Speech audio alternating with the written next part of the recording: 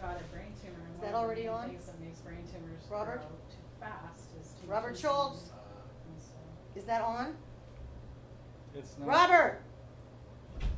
Will someone ask Robert, please, if the camera's already on? Robert, are you filming? Doesn't really matter. Robert, are you filming?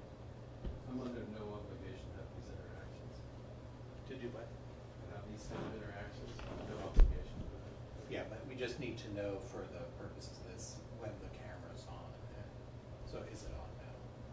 That Recording? implies the footage recorded is used or something like that, or a question. No, it's just a question whether the camera's on. Sorry, I wasn't discussing anything with you specifically. I specifically asked it first. Speaking, we'll call the police. Yeah. Yeah, and I'm sorry, Robert, that you feel this way, because this is part of the code of conduct kind of stuff. It's not to limit free speech, but to have this kind of, sort of, I'm sorry, I'm not sure what you're referring to. if you have every right to film, but there also is the request that people know when the camera's on.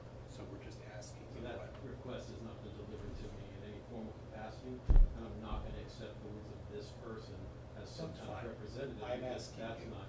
But then who do you represent? You're representing the city, you're not part of the LNA, so, Why are you doing this, Robert? I'm sorry, doing what? Why are you Refusing behaving to this way? engage Barbara, unethical Or conduct. Or What just, else? it's the idea of this group, you have every right to come film. But we also, I So think what are you there's- challenging at this time? I am not challenging you, Robert. Well, I'm just asking for clarity, because you're saying something about the code of conduct and the right to, et cetera, so I'm not quite understanding. Hey, Katie. Okay, Robert. Brady's sitting. Oh, yeah. You can, I'll trade you if you want to fishy chair. No, it's fine.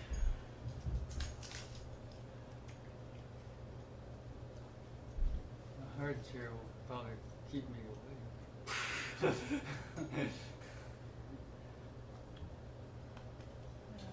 So did we get an answer Well, from I guess the person I recording? shouldn't be saying You are, anything like- personal. Robert I know, I refuses was to- rushing.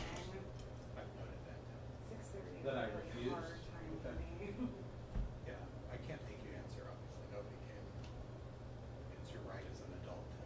I just asked you for clarification as a city employee, what you're quoting, that requires that kind of answer. So you're We've writing it given down, you- please note that. We've given you the instructions of what the requirements are around filming and what your rights are. And it doesn't say anything about, People have the right to know whether you're filming or not. it's a public space, or excuse me, a public Okay, meeting, Robert, so. I get it. You don't want to engage in this. Right, I said that to Yeah. start, you Okay. threw me out into this conversation that I didn't wanna have. Fine, Robert.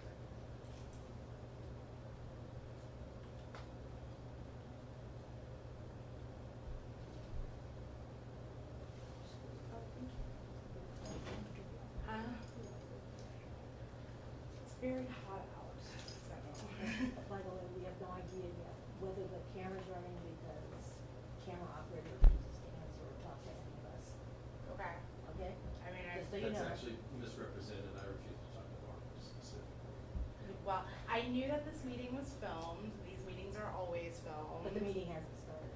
Well, but, But I think if Robert wants to behave that way, I mean, this is the rest of you can just decide either you leave or you get on with the meeting and try Right. to do the business. We just have to wait for everybody to get Yeah. here, because the meeting hasn't started. Could you just detail the behavior you're saying? You're saying I'm behaving away, I'm not sure if I understand that. So you're effectively summarizing that because I Robert, I refuse also to don't need engage. to speak with you. That's true, you're saying because I refuse to engage Barbara, that then that behavior or something I don't quite understand. And as a city representative, I mean, to some degree, I do engage. You don't know what you're talking about. Fair enough, that's why I asked for clarity. Yeah, that's fine.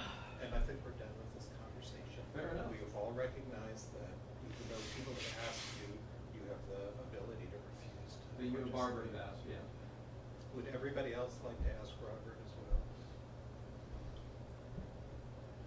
Or if you don't care, it doesn't matter. I'm not asking Robert because the last time I Okay. asked him, he reacted to me in a similar fashion. And I think you guys should just, you have a decision, you stay or you just move, you leave, you move on with the meeting. I guess I'm not in the spot to open it. Oh. Hello, everyone. Hi, Michael. I'm actually gonna move to the chair. What, what was the padded ones? Yeah, I'm over here when I'm tired, that chair's really hard.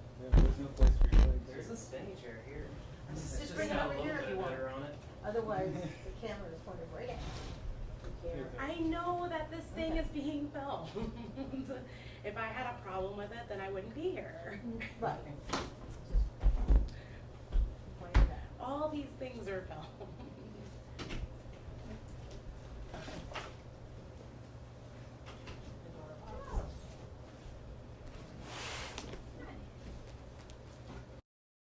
What must be meeting time. So I'll call this meeting of the Lentz Neighborhood Association Board to order. And we can begin. So we better have someone who's gonna be doing the meeting minutes. I don't, I will do it if we have to. Yeah. But also a Okay. reminder that I don't take minutes, I take meeting notes. Yeah, Well- at bare minimum, anything you vote on, that just needs to be in the minutes. What you voted on and how the vote went, so that's the minimum. We're also, we have Paul here, and like, one of the reasons is to talk to us about board member duties to some degree and that kind of stuff. I kinda assume that would be rolled into the gatherings before annual meeting. So, Or we could do that first since we've got new board members here. And, well, we need to add things to oh, okay. So we need to approve the agenda first. yeah. So I needed to add under, well, after I give my board report, a potential action to, for the Oregon Solutions Project Declaration of Cooperation. The only reason I'm bringing it up at this meeting is because we got the communication from them on July 30th, which was after our general meeting and obviously after our board meeting, of that they finally had set a date for the Declaration of Cooperation signing ceremony, and it was gonna be on September 5th, which is after our next general meeting, but before our next board meeting. And so ideally what we would do is we would just have get an advisory vote at the general meeting and then vote on it at our next board meeting to go ahead and do it, but I'd like to just do it I'll talk about it when it comes up. So anyway, yeah, add that to the agenda. So, So it'll go under committee reports. under board, yeah, cause I'll talk about the whole thing. Okay. And then Ray had the one thing, the Oh, the adding picking an active secretary for the filings and also a registered agent. and registered.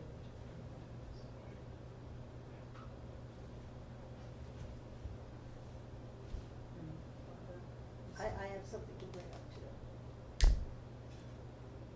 registered agent.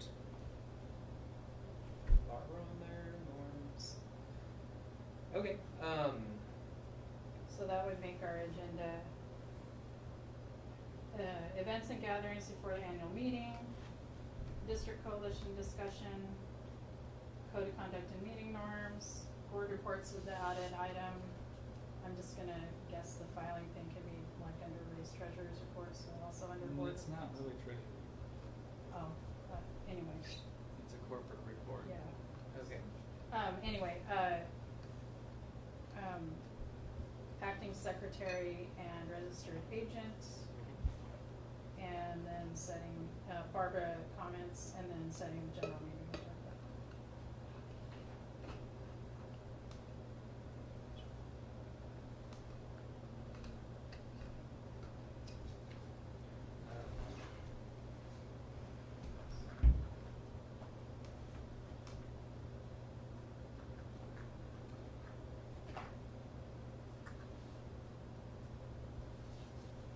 Sounds great. Do we need to accept our agenda?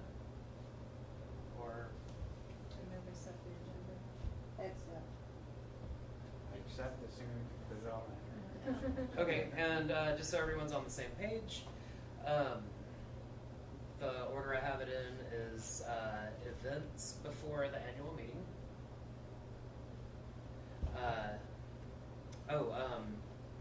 A discussion about changing district coalitions, going over our norms and code of conduct, reports. Picking an acting secretary, well, what would it be, ratifying an acting secretary, because it's something we're gonna have to vote on. And registered agent, and the annual meeting agenda, setting that at the end of the meeting. General. Agenda. But also the declaration of cooperation for the Oregon Solutions Project. Oh, where do we wanna put that at? We can address it during the board reports, so just kind of as a sub-slash of this. Okay, sounds good. And Barbara, you had something to bring up. Do you know when you'd like to do that? Whenever it's convenient and fits in, I mean, we can do it now, whatever. But I think we wanted to move to the meeting events, right? The pre-election events. Stick me wherever you want me, so to speak. All right, I've got you between norms and committee reports right now. It's just where it's written on my thing to So remember. where in there is when Paul is gonna make his discussion about, board member? Events and gatherings. Okay. Oh, the That's part of annual it, yeah. events and game. Yeah. So the first thing. But also for everybody. Yeah, to for be everybody there. here, yeah. All right, so we have a consensus on accepting this. Oh, good. Makes it easy. Okay, so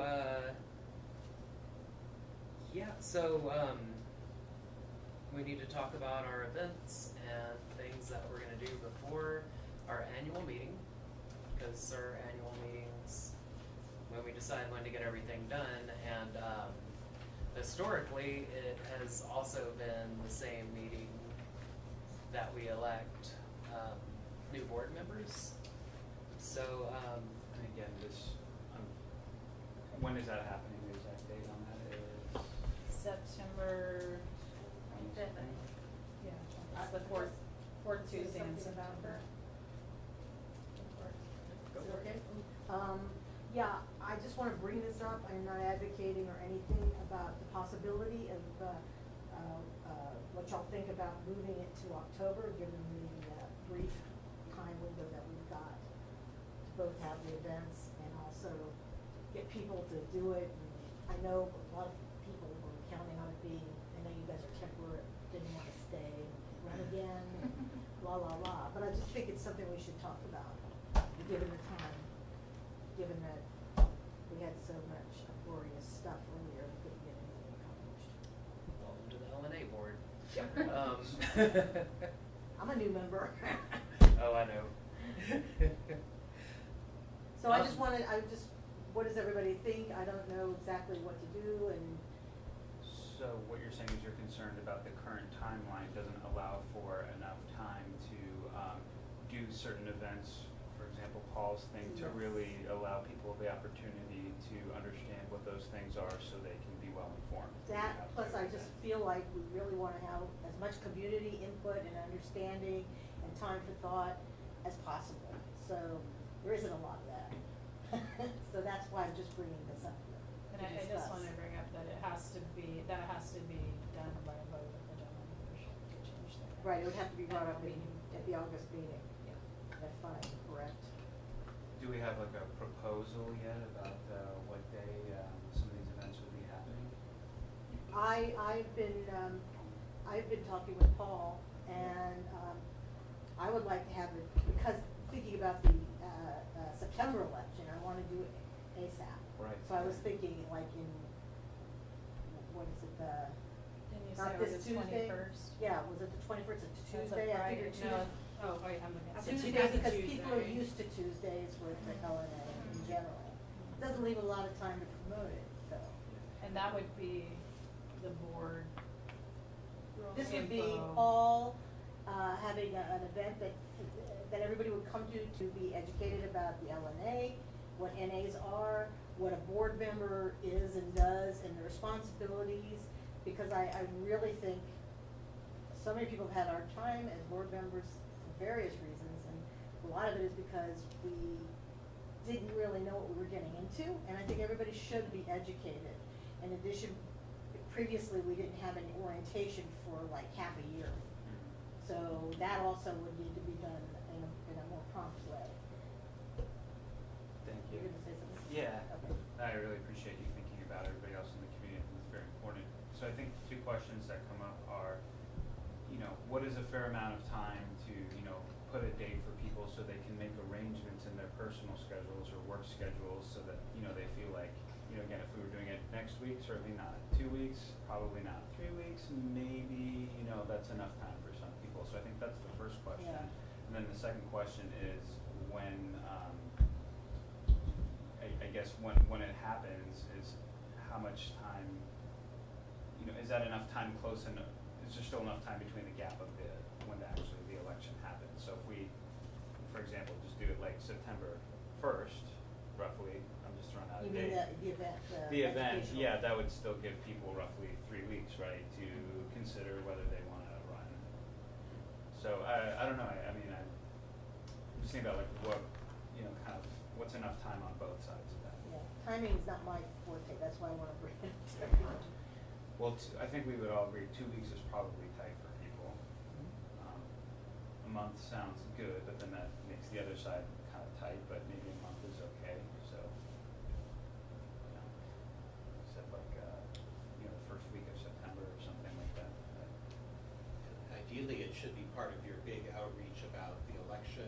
Here's the Right. opportunity, here's the nominating process, here's an opportunity to come learn about the duties of a board member if you're considering running and you want to know more. Exactly. So it should be sort of a package.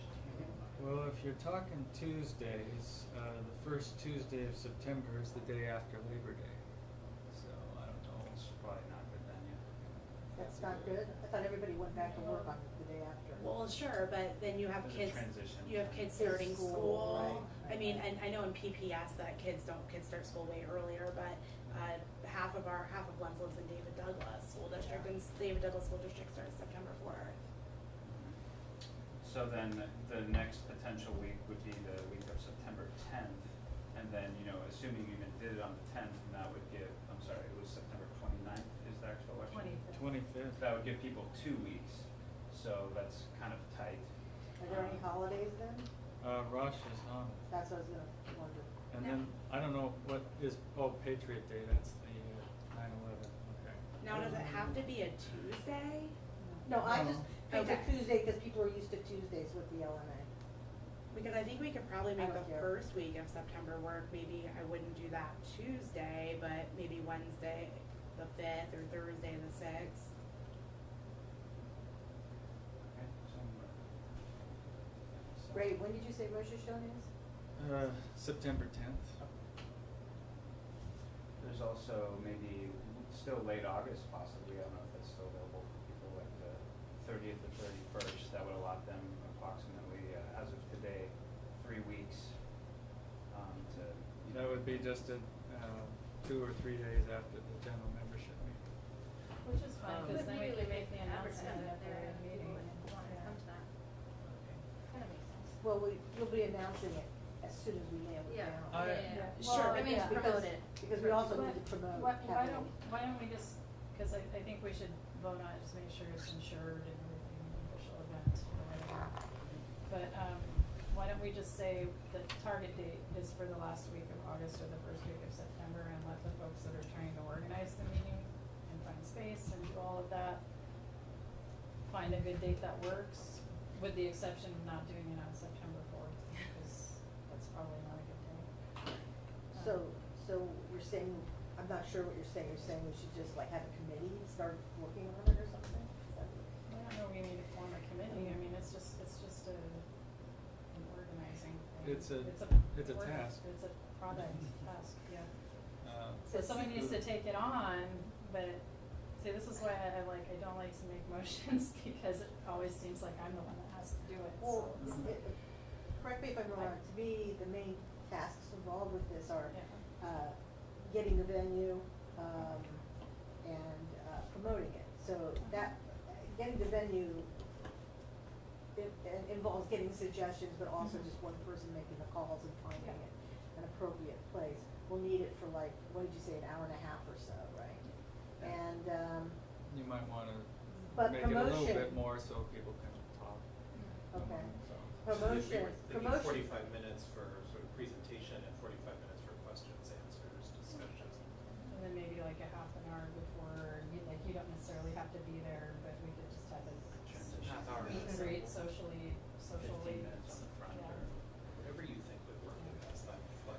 But other than that, I think the main thing is like getting more than one person handling commotion. Cause I really, think we I get- feel if it's we all important chip in on to really promotion, get we can all out, go our reach fingers out out to our there as channels. widely as we can. And I totally agree, but what sort of promotion other than like online promotion? We need to figure that out. I mean, I'm willing to contact the apartment buildings in the town center and ask them to maybe put up posters or something like that. Yeah. And we need to put stuff in the kiosk probably. and I think we But need to then reach there's out to like social churches, media. we need to reach There's out to social groups, media. who can then further disseminate it, But I think all of that can also be rolled into the process of like the nominations folks that wanna work on that, going out and seeking out, diverse candidates and people with backgrounds and things like that. So it's all, they're not discrete things, so. So, I'm just kind of summarizing, so one of the places we're talking about being able to promote, because we're thinking how much this is gonna entail to do this, right, is the online presence, which is pretty easy, right? And then the other part, like you mentioned, is going to some community places, churches, for example, I think we need businesses, translations too. and some translation, thank you, and then, and in that sense, what you're both talking about is, I'm assuming, obviously just letting those people know, but something in print to literally put up visually, right, for people to see. yes. So I think, like, to tackle that, I think we're kind of getting into the nuts and bolts, but I almost like if I'm looking at a map of Lens, I might be making it more complicated than it needs to be, and just kind of like sectioning it off. Like, I'm going to take care of this little quadrant of Lens, so I'm going to, flyer up around the businesses and things there, you do that. If it's amongst each of us, then, it's a digestible thing for each of us to do, especially leading up until the date. And it also sounds a lot like something that the nominations committee Could be involved. could be involved in. I mean, does the nominations committee usually do outreach?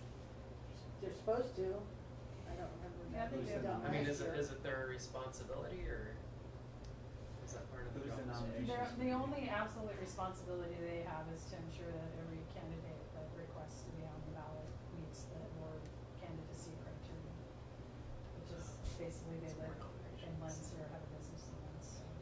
Yeah, I. Do we have a list of who's on our committees? Or do No, ever we don't, put it so on the that's stuff? something that I think folks, all I know is that currently Jennifer, Young has agreed to chair the nominations committee. I don't know who's left, I guess, am I the board liaison? And Barbara's also working on it, cause we were the only ones there at the time, Yeah. so, that we're,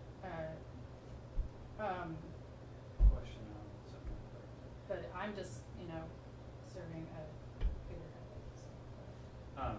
just because I know people in the community are concerned about, process and all that, and, is Jennifer, is that like a thing to head the nominations committee that needs to be approved by anybody, or is it just like whoever's willing to do it? And there's a board liaison. Yeah, well, the chair of the nominations committee is, the board, votes on who the chair of the committee is gonna be, right? On the board That's- liaison. Oh, the liaison, and then we voted to, cause we voted to have a nominations committee, like 3 or 4 months ago. I think that as a practical matter, the committee chooses who's gonna chair it. Okay. Simply because they're the ones who are gonna be doing the work, and they know who they wanna rely on to coordinate the whole thing. With the board liaison. And call meetings and, make sure certain tasks are getting done. We have in the past, at one point, we took the chair position away from someone and gave it to someone else as a board, we have that right. But that's not something that is I normal. don't think I was calling for I that. feel like just for, like, just to make sure things, because I don't know, with the committee, the nominations committee, it seems like it's not like established yet. So it sounds like Jennifer is willing to head it up, which is great. Maybe I might misunderstand, but is there? We established is a there a nom- group of oh. is there actually people in the committee? Is the committee meeting? Is there action? It hasn't, No, I don't it think hasn't, anything it has happened hasn't yet. yet. Okay, so what I And was. Jennifer's been given the names of everybody that's sent a request through the Okay. email channels. So that's like a work So in she's progress. organizing that. I just feel like if we're going to, for clarity's sake and all that, I don't know how quickly that's going to be able to pull together, but I think maybe until that gets completely pulled together, whoever is willing and ready on that committee, we all just start, now as soon as possible with disseminating information about the meeting and not waiting till that comes. I agree, I Like- think, I feel they aren't the same thing, the nominations committee and getting this event going, I feel like they're two separate things that Yeah. are linked, but I think, so I don't want one to be, depending on the other anyway. So I think that if we could just like, I don't know if we have to make a vote on doing these events, or if we just like are doing it That's and what I'm trying I'm to not sure get- what to do I'm trying here. to get to that. So the only thing we have to vote on is A, do we wanna have the event? And B, do we wanna put any money into it? And that can all be rolled into one So vote it's too. that So the rest is just project tasks, and we can figure that out. So we have a time frame. Do we wanna put any money in it? And then when they do those items, like the time frame and those get decided. They would get decided by the person that takes on the responsibility of organizing the events, because Okay. if we say it has to be on this day, then we've got this person, all they can do is look for a venue for that day, and there might not be any available, and so then what do we do? Do we meet again, vote again? That's why I was suggesting just a date range. The other thing to be considered, and I'm not sure how to even estimate it, is, when looking at a venue, is how many people can we expect might wanna come and actually come? Because that would determine, like, you need a gigantic venue, you need you need something the size of, at the Lens Activity Center, or something the size of. Well, I think that'll just depend on how much response the nominations committee gets. No, I mean for the event with Paul, I mean the educational event. Uh-huh. Because we can't wait around to find out whether people are coming or not in order to get the venue. We have to get that, because that's part of what we have to know. So what I'm hearing are just, when I hear these things, I hear tasks and costs. And I think we brought up all the tasks that might incur costs. So securing a venue, maybe printing some posters. And whatever, if the venue has a And, cost. well, I just said Oh, you securing did? a venue. Sorry. Maybe Squirrel. printing some posters, and the only thing we haven't talked about, which is kind of almost a given, is do we wanna have refreshments? Oh, So, How did we handle the event last year? we we didn't didn't have have this event last year. What we I feel had- like we had like. We had a oh, candidate forum. Right, Yes. but there was an event, it wasn't the Mhm. specific event, so how was that handled last year, the candidate forum? The nominations committee organized it. Yeah. Last year, I know the year before that, I organized it, I was not on the board, I am a new board member this year. I organized it outside of the board because the board did not get it done. And, so I organized it and all that stuff. So, last year, was it a board thing, or did we do that outside the board? No, it was the last board, year? it was the an board? LNA event. Okay. Which we did at the chalet. That which Joe organized, I think, mostly. Was it? So it sounds like we need to, I personally would like to, maybe just go ahead and, lock down at least the date for Paul's educational. Do we wanna discuss postponing the election?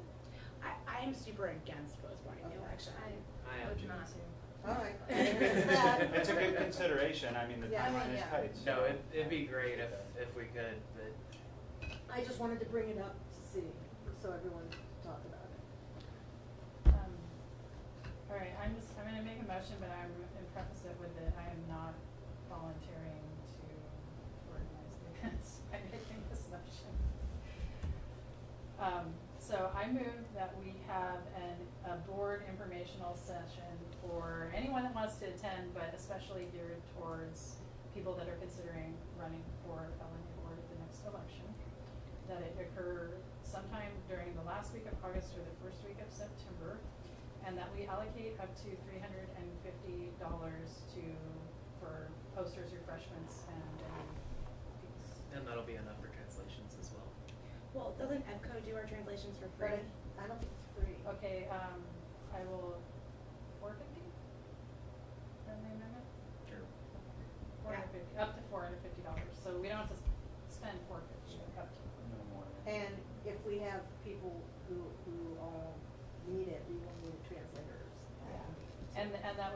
some of our childcare budget for regular meetings to pay for childcare, But now, if requested. to pay for childcare at this particular event. Yeah. Okay, sorry, got it. Hmm. And since, oh, So I that don't know. requires a venue that has a space for childcare too. That If, really if limits needed it. at the venue, I mean, it's. I mean, that does change. and I'll volunteer to be the person who, whatever, since I've already been talking with Paul and I've been pretty interested in having this happen. I'm for what Cora said, except that I'm a little anxious about not having an exact date pinned down. If we don't do that, then, I am too. time's passing, and then there's even less time for, I think like, for example, if we were to just lock down a date today, then we could at least get on social media within a day or two and put that on there, again, to give people due With the notice. to-be But if we don't have Not a a venue. venue. Well, We I- could put TBT. Yeah, I think that Just to get save the date. that's, yeah, unless you have a venue, whether or not Paul is available on that particular, there's a lot of working parts that have to be put together before you can lock down a date. Well- I think that's why I would favor the range. I understand Do we have a wanting to second get it so out. that this discussion I'll second is- that. okay. Let's have a discussion.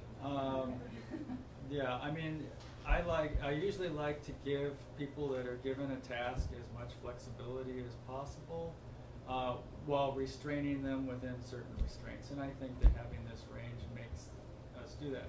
I think that we have to encourage whoever is organizing it to try and get it done as quickly as possible so that we can put it out there. But we can put out that we're gonna have this event, time and place to be announced. And that can be done right away. Excuse me, Paul, are you able to, if we wanted to pin it down now, are you able to, is your schedule? I can pull it up on my phone. Because I'm Pretty like flexible. Chris, I'm actually kind of frustrated about not being able to do pin it down. Because I feel like we need that in order to work it. And the worst case scenario, if we find out that date doesn't work because we couldn't secure a venue, we just put notice out there and just say it's changed to this venue, and obviously we do that as soon as possible. Right. But I think, again, I hear what you're saying too. I think it's valid points. I just think the worst case scenario in our scenario is that, you put out a notice and just say the date's been changed to such and such. And then What if as a compromise, we set a preferred date, but leave it open to move the date if there are no venues available? Yeah. Well, that's kind of like, isn't that So kind of? didn't we say like what, the 5th or 6th? Well, we Or said for anywhere the from last August week. 29th through Well, I mean, like in the original discussion, this week back. 5th or 6th. Yeah, but is the 5th that other thing that you had mentioned? September 5th. September 5th, the This rings a signing, bell the signing somehow. thing? Oh, yeah, I got this. Signing? But I don't have So to be the there, 6th? so, I mean, I don't have to be there. the Signing? 6th. The 6th is our, let me see, that's I guess that's a little less than 3 weeks before the election. I guess that might work. Or the last week in August works also. I think you also have to remember that there are cases where people are thinking about being on the board, but they don't decide to jump in until, the last week or two. That's the whole point of this, is so they have something to think about and make their decisions, base their decisions on something other than whim. I think they're all valid points. September 6th would be probably the latest we want to do. No later than that for sure. Or August, what was it, the end of August dates? It would be Possible. like August August 30th 30th. would be a I'd- Thursday. So they're both Thursdays. Yeah. So as of today, that would be 3 weeks out, versus approximately 4 weeks out. August do we wanna give 30th is people- the earliest one. So would we rather give people 1 week more time on the side of, hey, there's an event, go educate yourself, hopefully you can plan for that so you can be there, or an extra time for people from when the event happens to, hey, I'm considering running and, putting myself out there, time. Also, having, That's a really good question. different amount of time in which to get, the information out. I feel like personally that August 30, I really believe that the sooner the better to have the event. And Well, since you're volunteering to If- do it, if I the- think that. Well, but I wanna do this with everybody. Then everybody's. I would I defer to you. will And I would accept say- as a friendly amendment, a target date of August 30th, but can work within the range of the last week of Yes. August or the first week of Tentative. September. Right, I mean, we could be putting it out, information. Okay.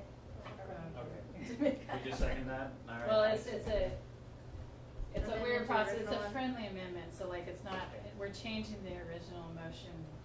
Okay, And okay. the mover and the seconder have to say, yeah, that's cool. Very cool. So 30.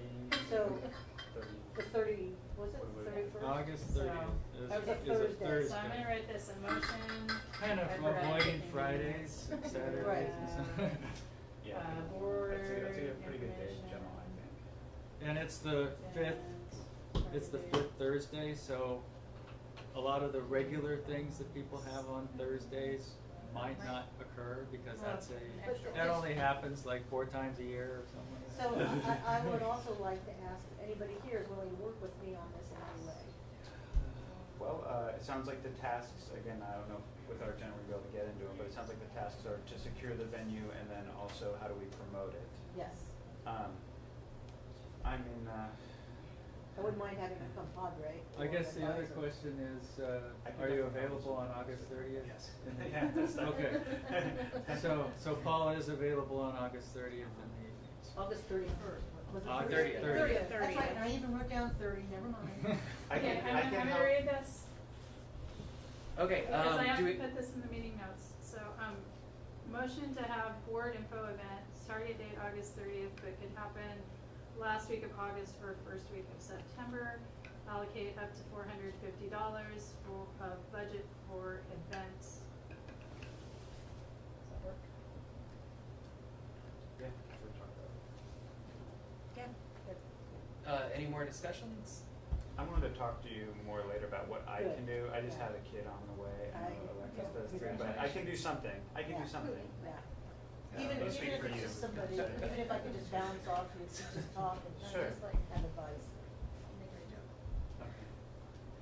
Okay, so What do you do? if you are in favor of accepting the motion as Cora just read,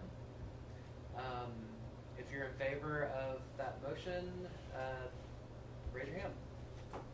It's unanimous.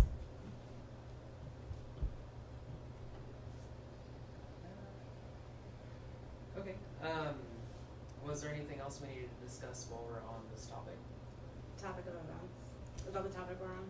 Yeah, the events before our annual meeting. That would be, well, is that Oh, kind of, the other thing is, do we wanna have a candidate forum? that, I think it's important. So I think the nominations committee's already authorized to do it. What we haven't Okay. done is put a budget on it. So, move to authorize up to $250 for a candidate forum to be organized by the nominations committee. I'll second it. Discussion? Discussing whether to have a forum, or would have to nominate. Well, people to do it. Funding. Whether to, we're funding the forum, the Oh. candidate forum. Up to $250. Probably for refreshments and then things like Right. that. And that forum is after, assuming, let's say we hit the 30th August date, that would happen between the election. Yeah. And is there a date for that, please? It'd be organized by the nominations committee. It's generally like last year, I think it was like a week or two before I think it was actually a week before the election last year. And then I think in previous years, it's generally been like a week, 2 weeks before the election. Because Come meet your candidate. last year it was kind of like a glorious situation with the nominations committee. The year before, nobody put it together at all. I mean- did it outside of the. Sure. So it should be more organized. And I don't mind it being so close to the election because it keeps the candidates fresh in people's minds. Mhm. You know, moving forward into the election, rather than if it's too far in advance, a lot of people don't Hopefully no remember a lot of sooner than things. 2 weeks before the election. Also, you're gonna have a lot of people that haven't made up their mind at that point. if Yeah, you go that's why too we far. kinda The, went to the thing to keep in mind too for new people is that, with the elections, there's not really a deadline on when you could say you want to run. You could do it at the beginning of the annual meeting, stand up and say you want to be considered. Yeah. There will be a deadline though for printing up ballots, cause you have to have the time to do that. And that's the only deadline is to get on a ballot. That's all So I'm just nominations committee I'm just stuff. telling everybody that. That's how it And, works. and- Paul? And last year, you guys required people to submit it in writing. You adopted some policies last year around the election, what the process would be. So I remember that was one thing you said, anybody who wanted to nominate themselves had to submit it in writing somehow. I remember, Yeah, writing. it was pretty chaotic last year. And part of the reason for that would give the nominations committee an opportunity to make sure that they're qualified to be a board. Yeah, I'm just saying that if you guys want to clarify anything about the process, this is your chance probably to Right. say what you want it to be. But I know you adopted some stuff last year, I don't know if that's, Well, I think we still have an opportunity to address that at the September board meeting too. okay. Of course, that's up to 13, so. But it's Yeah. probably Be good right to, before, you know. like, the nominating process should be as clear as possible to everybody. Agreed. That should be another online Absolutely. posted thing at the very least, and again, if. Anyways. How are we moving to the next agenda, please? Well, we need to vote. We on need to this vote on the motion $250 for Oh, the okay. candidates forum to be organized by the nominations committee. I'll second that. I already Oh, seconded was there a it. second? Okay. We just need to vote. Oh, okay, no more discussion? Great, all those in favor of, funding our candidates forum, for $250? All those in favor of it, raise their hands. It's unanimous. All right. So yeah, I guess if, we did wanna come up with policies for voting, right now would be an appropriate time, or, like any policies we're gonna adhere to at the nominations committee, unless it's something that can wait a month. Well, I think they need to come to us and propose what they wanna do. I know you said Jennifer's chairing it. How many people are sitting on the nominations committee currently? It doesn't, It Oh, doesn't it doesn't really exist yet. exist, Okay. other than it's a theoretical thing that hasn't met yet, so Okay. I can't guarantee. Yeah, pretty much as Everybody soon that as we. emailed over the last 3 months still wants to. Sure. We should probably let Jennifer know then that we're targeting August 30th, so she Yeah. can get a timeline Oh, down. she'll get all this. Okay. Yeah, and also, as soon as we ratified or voted to have a nominations committee, a bunch of people quit the board, and so, I don't know, it just kinda fell to the back burner, so we need to make sure it's active And it dropped. and it's happening.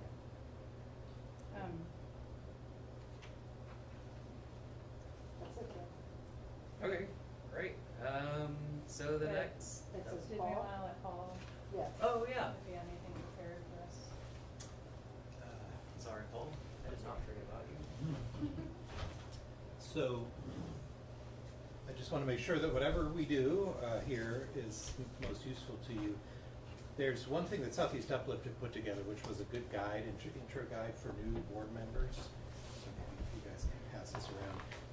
Some of it relates to Southeast Uplift, not you guys, but it still provides a good overview. We'll take that one. On page 6 is a really good generic sort of one pager on what neighborhood association board members do. And basically the neighborhood association is an independent community organization. You're registered with the state as a nonprofit corporation. The city supports you but does not control you, but you guys, community controls you. You guys are the decision-making body for the association. You speak for the association. You do not speak for the Lentz neighborhood. No neighborhood speaks for its neighborhood. It speaks for the organization. city code basically says neighborhood associations can do anything that basically enhances the livability and character of their neighborhood. So you have a wide scope of things that you can do. You can't get involved in political campaigns or support candidates or parties. You can, however, support ballot measures if you've taken a vote and all that. If you're going to spend any money on a ballot measure, it can't be money that comes from the East Portland neighborhood office. So this, If you were doing something like with say, wanted to support a ballot measure, can the board make that decision, or does it would be best to go to the membership, is that right? well, basically, the clarification that we got from the nonprofit corporation attorneys is that the board is responsible for making decisions for the organization. Generally, the general membership elects the directors, the board members, and votes on the bylaws usually. But again, you always just need to follow what it says in your bylaws. So like, for instance, the appointment of board members needs to be ratified by the general membership. So you've added certain other powers for the general membership. But the insurance companies want to know that there's a finite group of people who are responsible. In case you do something, bad decisions get made, they're not made by 100 shifting members. They need to know who's responsible. So that's where that comes from. But again, neighborhood associations do every possible thing under the sun. So it's up to you and your energy where you want to put it. Ideally, there's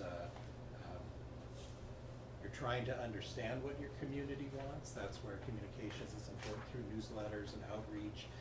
To some extent, you're here to try to be a bridge between your community and decision makers and important bodies. So the scope of what you can do is quite broad. Again, this board responsibility just says if you're going to be on the board, you got to show up, because that certainly affects the quorum. There's no point being on the board if you're not going to participate. You also need to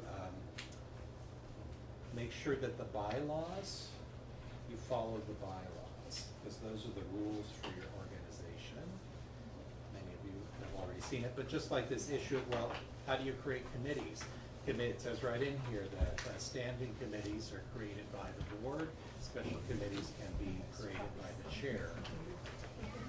So for people who've never worked with bylaws before, this may be a new thing, but basically this is supposed to set the rules and how you function as an organization.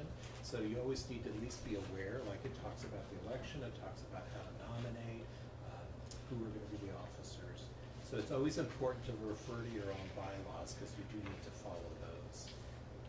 Yes? I know, I don't want to open up a discussion necessarily, but can these bylaws be changed or amended? Oh, yeah. And there's a procedure. All bylaws are supposed to have it here at the end, whatever your process is for your neighborhood on how you're going to amend those We'll bylaws. just be on the bylaws. Right. And the bylaws need to basically fit what you do. Like my neighborhood association, for years we couldn't get somebody to be the chair. And so we decided to divide up the duties among people, but then people said, well, that's not what your bylaws say. So we changed our bylaws to say, if we can't get somebody to serve as a chair, the board is authorized to divide up those duties. And so again, the bylaws are meant to fit what you do. So again, yes, Chris, they are amendable. So again, this sort of walks through some of the basic things. Coming to board meetings, knowing and enforcing your bylaws. Got to make sure that you've got minutes and that those are being recorded, and the financial reports. Trying to foster participation in an inclusive environment. Getting involved, being active on the board, not just coming and sitting, but as you guys are doing, volunteering for things, doing some of the work of it. So again, just like you're doing, you're setting the agenda for meetings, you're there present at the general meetings as well as these, you're making sure adequate notice is provided. That's one of the requirements that the city has for neighborhoods. You have to give at least 7 days notice through whatever your means are to reach out to your community. There's certain other public records things like the Robert's ability to come and film, because this is a public meeting. Other records that you produce here are things that people in the community can ask to see, your financial records and things like that. Who does the public ask specifically? Well, usually they can just contact, whether it's the secretary, they can send something to your board. Somehow they can communicate with you in writing. But doesn't everything supposed to go to, what are you, EPCO? No, it's OCCL now? I mean, Community and civic life, we've Right. been authorized to call it civic life is the short thing. So, but basically, unless you establish a process for public records requests, it's usually just somebody sending a letter to the board saying, Okay. I wanna see the minutes of this meeting. But that is where they all live, is it? Civic life. You produce them and then you're supposed to send them to the EPCO The office. EPCO, okay. Right. Right, Ray? Yeah. Okay, good. Okay, and so this talks a little bit about some of the different positions, chair, vice chair, treasurer, secretary, and the roles that they play, land use chair. If I may. Yes. I noticed there's no, at-large here, so was that, why, what's? This is just generally, at-large board members are all the board members who aren't officers. So you just have the general duties. There are specific duties for if you're an officer. So that would be under all board members, probably? Yeah, so all board members have similar responsibilities. People who then are a board member, but then also the chair, board member, also the treasurer, have additional duties More related to specialized. that. Yeah. And state law has certain 3 basic duties for you guys because you are the legal representatives of this legal entity. So there's the duty of due care, which means you should be looking at the finances and some basic things like that, making sure you're not doing things that are illegal. Within reason, that's your responsibility to not be negligent and to pay attention. There's duty of loyalty also. If you are the part of another organization or a development corporation or something like that, when you're sitting on this board, the decisions you make here need to be to the benefit of the Lentz Neighborhood Association, not to any other organization or employer that you work with. And then there's sort of the duty of obedience, where it sounds awful, but it's the idea that when you're on the board and if you've all agreed, you voted on something, that you're going to pursue something to be out in the community as a board member, then trashing the board or undermining that. Usually that's the point where you probably need to resign from the board, then you can lash out as much as you want, but to be actually undermining the body and discrediting it is not what you should be doing. That does not mean that if there's malfeasance or something, you should speak up and there should be, vigorous discussion. But don't keep litigating decisions that are made in the body out in the community because it damages the organization. And if anybody's interested, here's this lovely guide to board service from the Attorney General's office. So anybody who wants to look at that is welcome to. But that's the basics of it. So basic governance and management tasks, you're going to be doing the meetings, the board meetings and the general membership meetings, special meetings. You're going to make sure notice goes out. You're going to make sure communications happens with the community. The standards for the neighborhood system say you can't discriminate in any of your decisions or your communications against people by a protected class. Finances, you need to make sure that the finances are well managed. Documents and records, as we said, you creating committees to do the work of the organization, elections and appointments, conflict resolution, you have to have your grievance process. And so that's basically the functioning of the organization. I don't know if there are specific questions. Basically, you're here to do good stuff for Lentz, and help the community, and that's your main focus. And this is your vehicle to help you do that. And you want to reach out and engage and listen to your community members and serve them. You want to treat each other well, so the more collegiality and trust and respect, that's a little bit of the code of conduct issue. Being able to be effective as volunteers in the community really relies people treating each other civilly and decently. And I think when people attack each other and do all this stuff, it really undermines your ability to join together to have power. It only hurts your community. It doesn't help anything. And are there any particular questions? I think just as a suggestion in the future for board members, it might be asking much, but through Southeast Uplift or any other organization that works with neighborhood associations, I think it'd be really helpful for, in terms of like procedures and all that, if there was even like some sort of like something for board members and general membership, a video of how to, do certain processes like the motions and seconding them and all that. And it sounds complicated, seem complicated for some people, but for others it is, and I think that, you know, depending on your experience with these kinds of things, you may inadvertently, upset people, and so that's just one piece. So I think that, you know, we live in a video world, and I think that this is a very nice, clear, easy to understand for someone, I would say for me personally, but for others, I think a video would be the clearest, most concise way to educate people. So maybe at some point in time that we put together. Yeah, that's an excellent idea. I think that should be in different formats and whatever will, adjust to different learning styles or communication styles. Yeah, I think that's the direction the whole system's trying to go, is be much more accessible and open. And again, you guys who are newer board members, I really look to you because you know what you need and what would be most valuable to you. So Objectivize. let me know what would be useful, because that helps me understand what other new board members might want as well. Just kind of looking at that, I think even like a comic book would be useful and certain like procedures, because like TriMet did this really great, series of comics that were about how to use transit, and we did them in multiple languages. And because you can, with a comic, you can explain a lot with a picture and have limited amount of text, it worked really well. That's a great idea. And there is, I guess the grievance process is the one other piece. There's public records, openness, that kind of stuff, notice for meetings.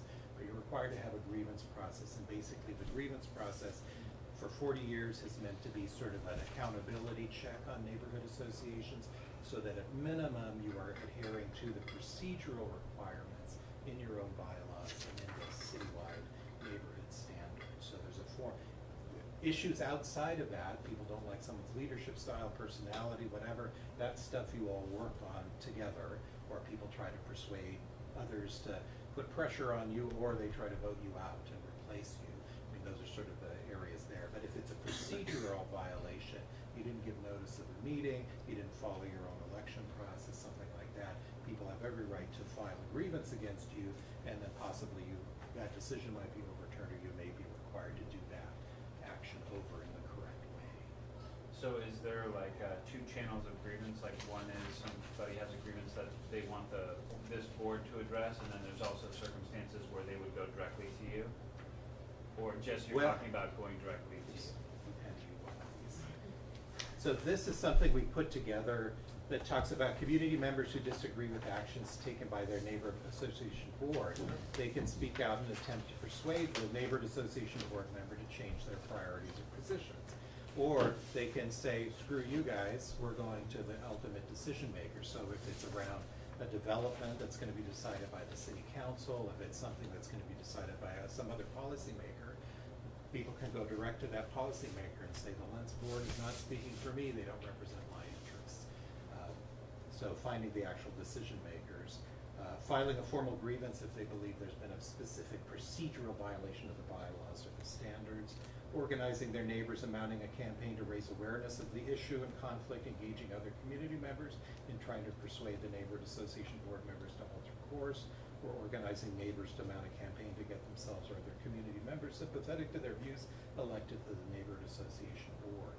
So again, anything that doesn't fit that narrow definition of procedural violation of the bylaws or the ONI standards, basically then is this sort of more political persuasive realm. So you can't file a grievance against an individual, and what about board members Well, you can filing file it- grievances against members? Yeah, I'm not sure that I'll have to look into that. It's usually gonna be individual board members, the board as a whole, that's who grievances get filed against. I'm not sure you would file a grievance against a member, because they're not the ones that are doing it. So you can't do that? But that's where if you have a code of conduct or something Right. else, and people keep violating the code of conduct, the board can formally censure So them. someone can do a grievance against an individual board member? Or is it An against- individual board or is it member against- who's- just against decisions that the board makes and If an policy? individual board member has somehow violated a procedural requirement, yes. But that, it's been around for 40 years, and part of that was, again, to make sure that people are following at least their own basic rules. That's why it's limited, because otherwise people would file grievances about everything they you or about your style? I really appreciate this document because, you know, how we dissent is very important so that it's, you know, gets that person's needs met, but also to do so within a situation so that it's not chaotic. Yeah. So I really appreciate this, and this is the sort of thing I would love, like around election time or whatever, to, you know, as part of the educational thing. I don't know if that was something you were going to make as part of your presentation, but I think something like this would be great for board members and general membership. And on a more specific level, if there could be like maybe some specific examples underneath this.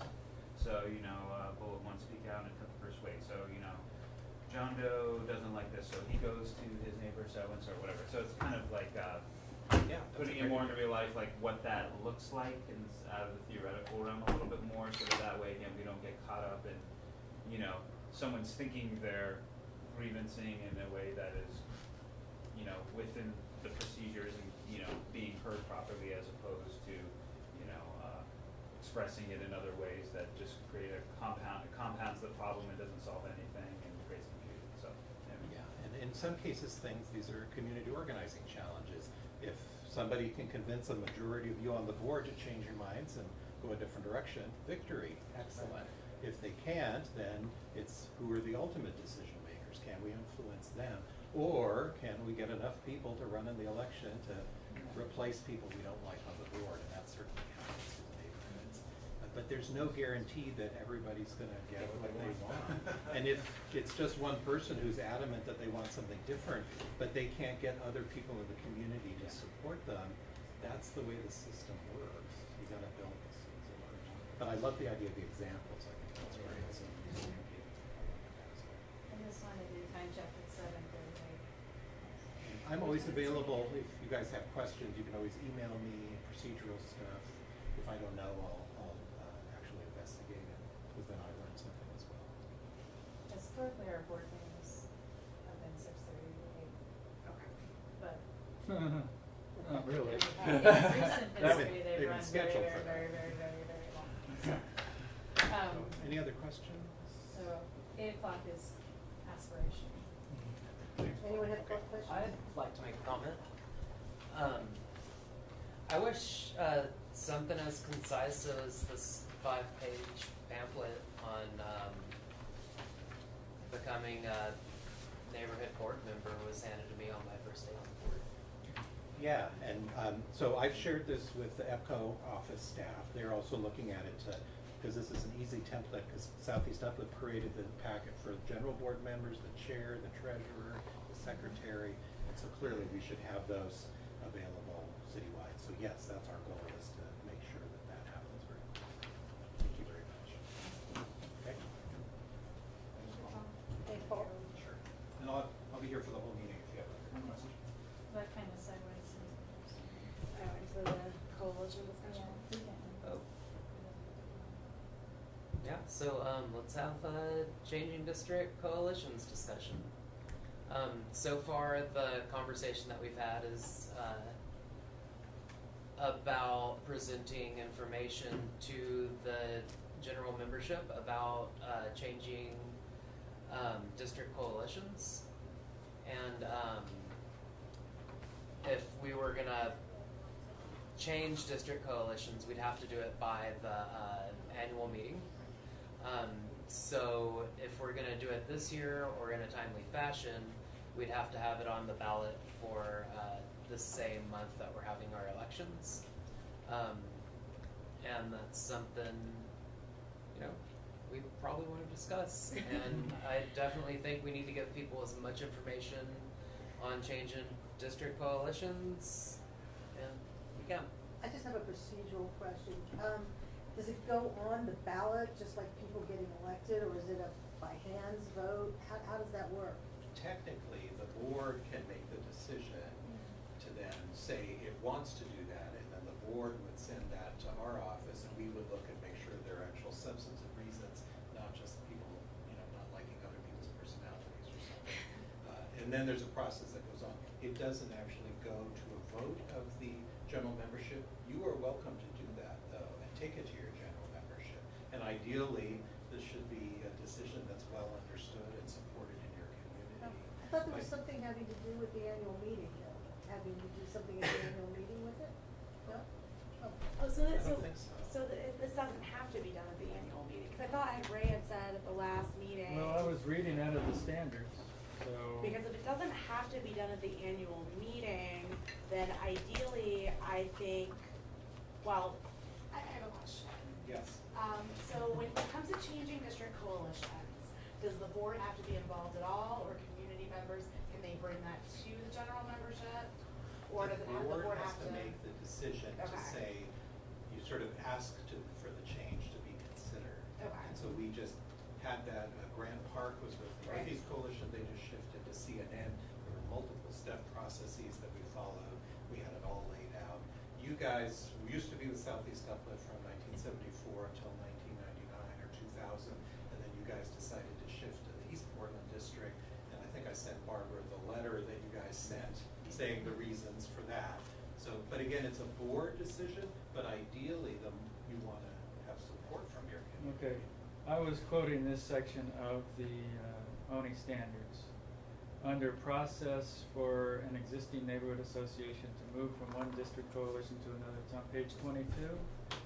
3C, a neighborhood association must pass a motion requesting a specific move to a new district coalition by a supermajority, 2/3, of its general membership Oh, okay. present at an annual meeting. So Okay. that's the reason why we were talking about having to do it at the annual meeting. I'm glad you clarified that. I had laid it out in the thing, but I neglected to bring it with me, so I'm sorry for getting the wrong information. If I may. So the consequence would be if we decided to not put this up for consideration or vote or whatever, to, to make the change, we wouldn't be able to visit this until the next annual meeting. For a year. So does it have to be on a ballot, or can it be a by hand, does it matter? It doesn't matter. No. Or that's the answer that I feel like I'd we received, it doesn't say matter. for a Ballot purposes or of- hand is fine. Right. You're Yeah. allowed to vote many different. Honest, you see, we have a ballot for elections of the board so that people can have a secret ballot for board elections. But for all other votes, those are public votes. We could have a paper ballot, though, if we wanted. Yeah, no, I. We could, but we'd have to be able to identify the person who is voting. Now, we have to be able to do that. Doesn't mean that we have to record it that way unless somebody requests it. Wouldn't we do But, it the same way we do voting to the board, though? I mean, No. everybody's, No, the board ballot is a secret ballot.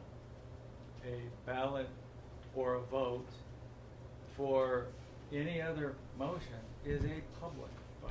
so You could just still if have a paper vote that's a separate piece of paper that isn't a secret ballot that people could write their name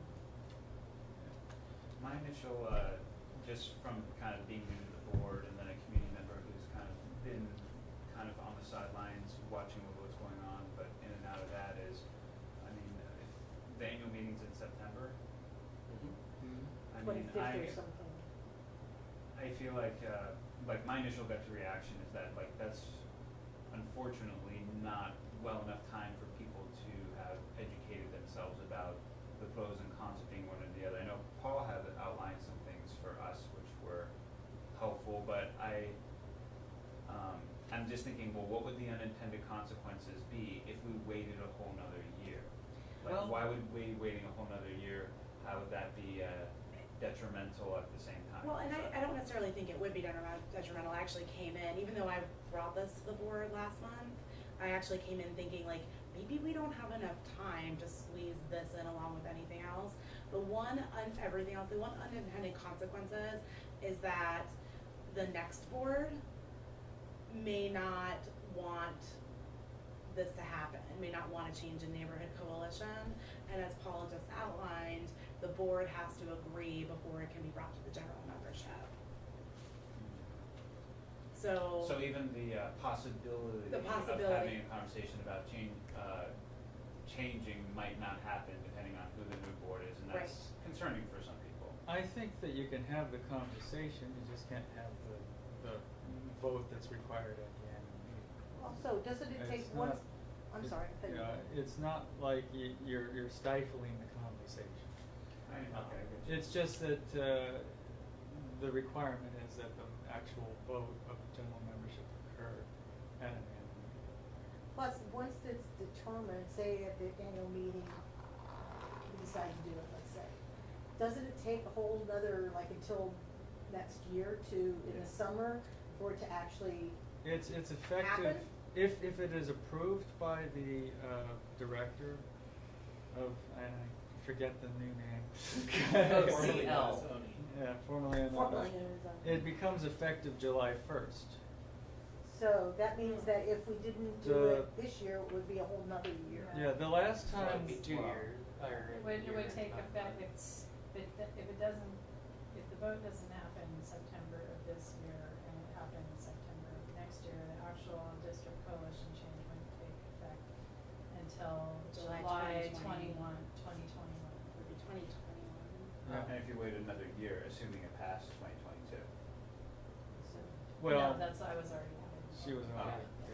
Oh. Cause the vote would happen in September be a of long twenty time. That's the nineteen, long to case. take effect in July of 2020. The thing you have to understand is that whenever there is a change, there's also a process that, the office downtown has to go through, each coalition has to It's go through. budgeting. And then they have to rewrite the contracts and, I think, is it still $1,000, that's all they're moving? We figure out, when you move, like the neighbor small grants money shifts, which Oh, okay. from one district to the other. It's pretty simple though. We call BPS, we say change the maps, they change the maps. The paperwork stuff is not that difficult. It's a matter of the coalition that you want to move to. Do they have the capacity and ability to serve you? That's why they need to be consulted. So there's some things like that as well. that was the coalition. So, But not, the paperwork's not that difficult. Yeah, and I think, doesn't the coalition have to accept you as well? Well, it's not quite clear. It says, yeah, there's the question of could a coalition say not let you leave, say no to the divorce, or? Well, that's what Southeast Dublin tried to do last time. Yeah, and our understanding is if it's approved by, if the director of the office formerly known as ONI says it's a valid reason, then do the other ones just need to discuss the change? So, it all went pretty smoothly with Grant Park. So again, if you guys are really interested in pursuing this, I will definitely dig deeper into it, make sure you've got the accurate information. and I'm glad to hear that there's like a couple layers of oversight on this decision, because it is a big decision. It has And, to be for substantive reasons. yeah, and speaking personally from my own experience with Lentz Neighborhood Association, since before I even got on this board 2 years ago, people were trying to come up with ways to change like how this board functioned and how this organization got along and what we needed to do to just get everything up and just headed in the right direction. And since I've been on the board, we've,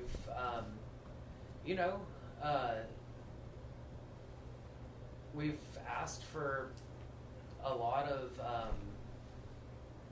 guidance from people who definitely know more about this than us. Paul's been here multiple times. Victor has helped a whole lot, and we've definitely tried as a board to come further and to do different things, to work more cohesively, to bury the hatchet on things, and then sometimes that doesn't work so well. And we've been to mediation twice since I've been on the board, as a board, and then other members have been multiple times besides that. And, I think that if we can offer the membership another point of view or direction that we might be able to go, like, why not just give them the option? And if there is an option, give it to them in a reasonable amount of time. I would say that if we bring it up in September and nobody wants to do it, there's still an option for the next board that's elected to try again Sure. in the future. But meanwhile, because of the time lag, I think doing our best to deal with it Now, I mean, would be beneficial. sure, and wouldn't that mean at the next wouldn't that be in the August general membership meeting, having this discussion? Yes. Having an open discussion, so we would need to allocate, in my opinion, a lot of time to this discussion. If that's the way we wanna go with this. Because it doesn't sound like there's been discussion, I mean, there's been some level of discussion, but nothing real formal. So like, again, from the outside looking in, I don't feel educated on this at all. Sure. And so on one hand, and so I'm sure like, yeah, I mean, how many people are in our community, right? So I guess, you know, on one hand, I'm like, well, if it's just a question of putting it out there to even be voted, then, you know, I think, well, people are free-willed individuals, they can say no, and then, you know, that's fine, we can put it off till later. But then there's just also the question of, well, you know, how much do people just vote because it sounds like a good idea and they're not actually, you know, haven't really had the time or the will yet to educate themselves within that amount of time. And it seems like it's a pretty big decision. And I don't know, on one hand, I'm like, is it okay to put the question out there that people can vote yay or nay? I mean, I like that, but I don't know, I guess I'm skeptic along the lines of, you know, how much people just vote because something sounds good versus really knowing what they're getting into, so. Well, I think at the meeting, it would be up to the presenter, which I don't know if that would be you, and maybe Paul would be there, and to discuss it, to present about what it means, what it takes, all of that sort of stuff, and then open it up to discussion. I mean, well, honestly, like, one of the things that I'm thinking about right now is, when I brought this to the board last month, and when I've been thinking about this for several years now, I don't necessarily know that I have quote-unquote substantive reasons. I think, you know, there are things that I like about Southeast Uplift as opposed to EPCO. I like that they're a nonprofit, I like that they're not affiliated with the city. I like that, that every neighborhood has a representative that sits on the Southeast Uplift board. I like the things that they can offer our neighborhood that they've offered to other neighborhoods, but I'm not sure that those are substantive enough reasons to make a switch. Because I personally don't have a problem with EPCO. I just feel like at this phase in Valence development, it might behoove us to move back to Southeast Uplift. Right, and I think the substantive, that's a subjective term that ultimately it's the director of our agency that would determine what's substantive. But it's usually gonna, and even the things you're saying, maybe like being part of a nonprofit coalition where you actually have a representative on the board and the governing power that gives. There are things like that, or an affiliation with what they're doing their work. Those are the things, but just to say, I hate Victor, or, you know, I hate Victor's Gilbert. great. I don't like being part of another neighborhood's. No, He's that's just what I'm giving just you- saying. he's giving you- Unsubstantive. So it just, you guys should really just be ready to think among yourselves, what are the pros and cons of it, and then being able to communicate and inform your members. Because as Chris said, it shouldn't just be, do you want to stay in or out, but you should be informing. So basically, we need to decide on to put this forward on the agenda for August, and give it a chunk of time, and be prepared to have a presentation about what it is, what it means, and pros and cons, and have a discussion.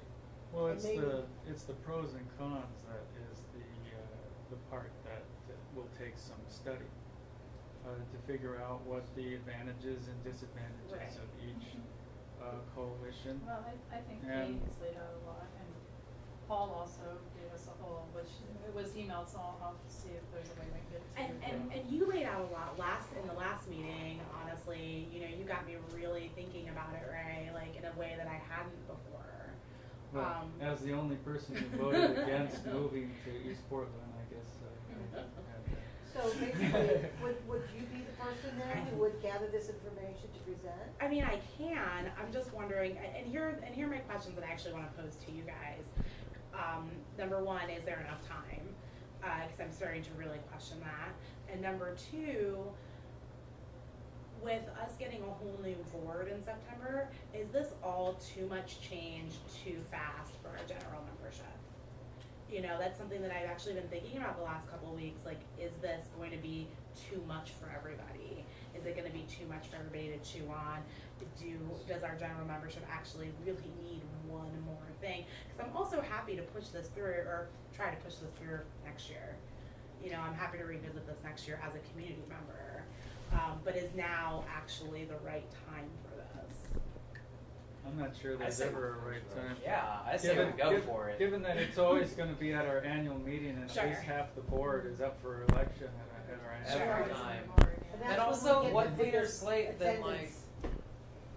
you know, Yeah. a bunch of new board members and a new neighborhood coalition. I honestly Plus, it think- feels like a big grand gesture that we can finally be like, well, we tried this big thing. People have been asking us, general members have been like, what are you gonna do? How are you gonna fix this? But the And other I thing think a new perspective would be great. We wouldn't even have that for another year anyway. Right. Well, It wouldn't take effect till July 1st. I mean, I am happy to So do the that's 9 months. presentation at the general meeting. I'm happy to gather all the data. I'm happy to talk to. And get the pros and I'm cons. sorry, so are you talking about to, help educate the Yes. membership? Yes.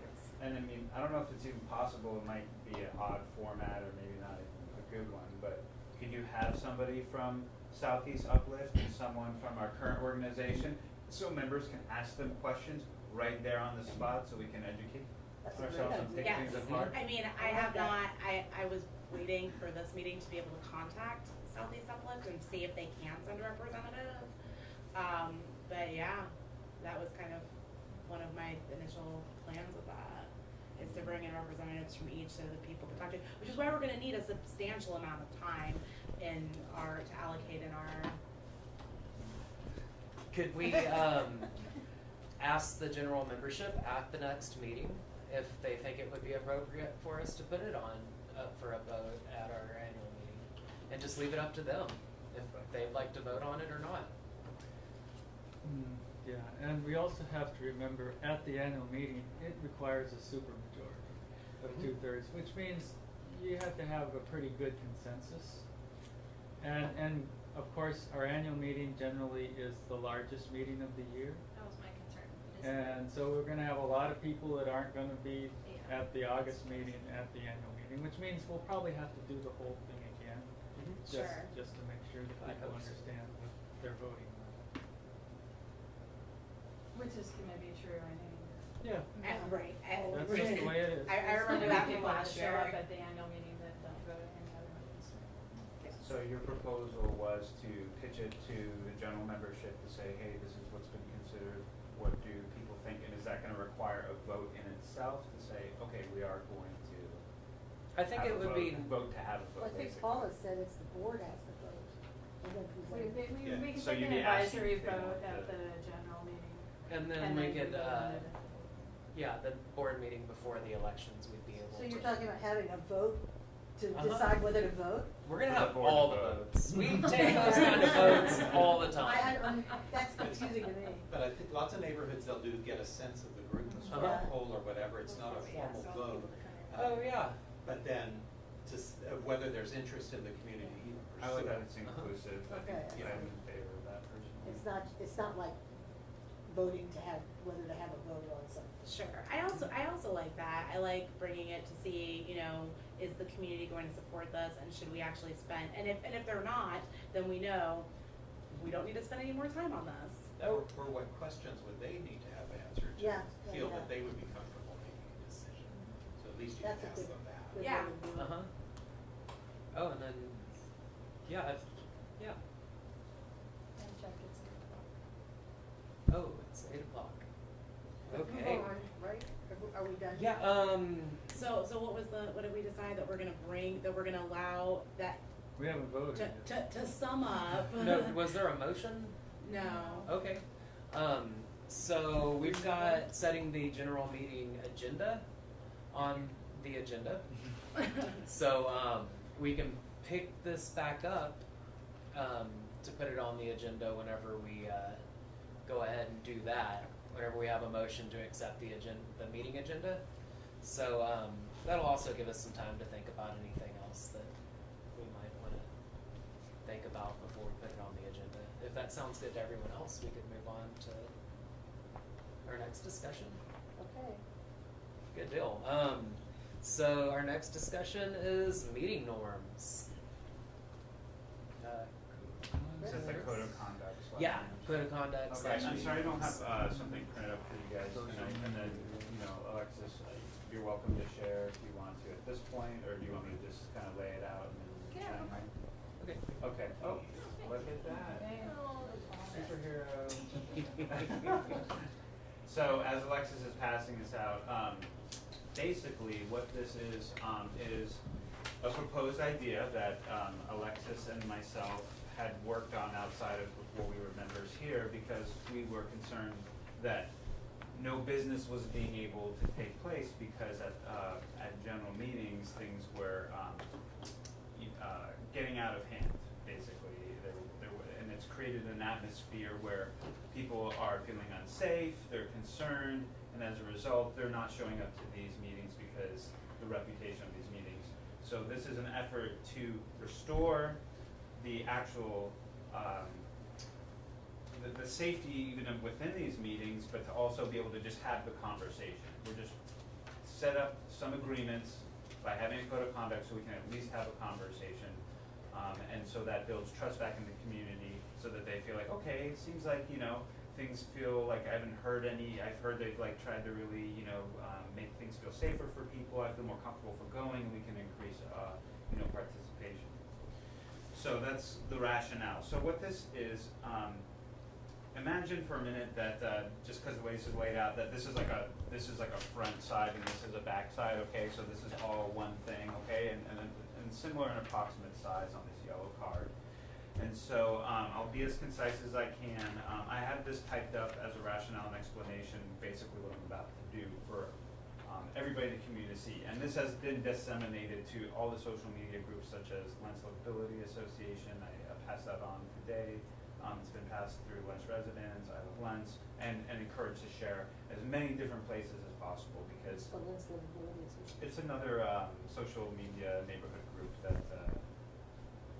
it's like an I Love Lens group, or it's just a social media group of people in Lens who, have their philosophy and vision for Lens. Oh, you mean the LNA? Yes, that's, Okay. I'm sorry. There's just one word that I thought it was a different group. Go on. It's all good. And so basically, that piece, again, I'm sorry, I don't have, there would be so like we have sign-in sheets. The sign-in sheet would serve two purposes. One, obviously, for people to sign in, and I'm talking about general meetings, to check in. And then also within that, they would receive one of these yellow cards. And so this yellow card serves as an educational tool, but also an empowerment tool for people in our community. Guess not. So, so just envision a regular sign-in sheet, and on it, there's some language about, please follow this code of conduct, we all want to help our community, and one of the boxes that is different from what our current sign-in sheet looks like, if I remember correctly, is, did you receive your yellow card? Basically, it's a tool to get people to, when they check in, to remind themselves of how we all agreed to run, our meetings. And it also serves as, if you want this tool, okay, which I'm going to explain, to have a say in something that might be happening, you need to go sign in, and you need to get, and that's where you will get the yellow card. So it's just one exposure to the code of conduct by just signing in. So let's say I go up, I sign my name, someone's like, here's your card, I take the card, I check off that I got the card. So there's a paper trail so someone can't say, well, I'm checking in, no one's giving me my card, there's some sort of, thing about people not wanting me to have a voice up. It's like, check off, you got it. So on the card and again, this is just a draft, and it was put out there. So the violations on there are things that have occurred or things that could occur. And obviously any physical aggression, I think, people should know that, police will be called, as they should, in my mind. And I personally feel like any of these violations are things that, are things that are concerning, right? Underneath that, under meeting guidelines, you guys, last meeting we had was a piece of butcher paper on the wall. You guys have put some things on there, which I thought was great. This is just a play on that, and it's another space for someone to remind themselves what the meeting guidelines are. So, first item, follow code of conduct agreements, address the problem, do not attack the person, some suggestions. So that's kind of a little bit separate. So whatever we want that to say there, or whatever, we can add that.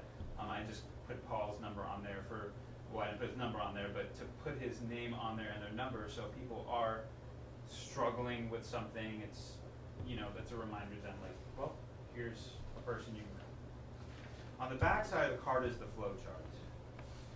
So, again, it's nice that everybody's going to have this in their hands, so there's not all this debate about, well, you said you were going to do this when that happened, or what happened.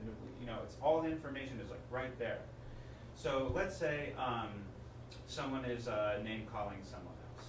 That's number 2 under violation. So there's a violation, and then I know it's not totally sharp on here, but the designee, okay, that's something we'll talk about, is a person, preferably not a board member, but a designee cites which agreement was violated. So we'll say, hey, Chris, you're calling so-and-so, a dumbass, or these are stupid ideas. Please remember to follow our agreements, so this is your reminder. And on a log sheet, that designee writes down, who that person is and just makes note of it. So if you take the arrow down, if the behavior stops, then, the meeting continues or whatever, and that person's like, okay, yeah, I'll just keep myself in check, or, they've reined themselves in. Go back to where it says reminder, and if the behavior continues, okay, that's where it comes in, and this is where we empower the community, because one of the things that was reported, it felt like a lot of our meetings were being, we're not able to conduct business because we can't stay on track, or someone's sabotaging it because their behaviors, and so again, we want to be able to have a business. We want to serve our community. So anyways, the general membership and board members vote on removal of a member using their yellow card, which is just this card, so they already have it in their hand. So without getting too much in the nuts and bolts, and you can chime in, Alexis, if you want to, if I'm misspeaking, the designee would say, okay, this person was reminded about name calling, and let's say I, said again to that same person's mail, like, hey, like, you really, imagine whatever, something bad, right? Name calling. Mm-hmm. They say, okay, so either someone in the membership can either hold up a yellow card asking for a vote, or a board member, or the designee might be that person, and basically a vote happens. So on the up arrow, a majority yes vote, so whoever decides yes, this person has violated the code of conduct, they were given the reminder, we don't feel like this person is in a reasonable, productive way helping this meeting, then that person is asked to leave, and they're suspended for the next meeting. As a tool to tell that person that when you name call somebody else, you need to hopefully find a way to rein in your emotions, think about what you really need, so when you come back, you've thought about how to address and clarify what it is you need without doing that which is disruptive.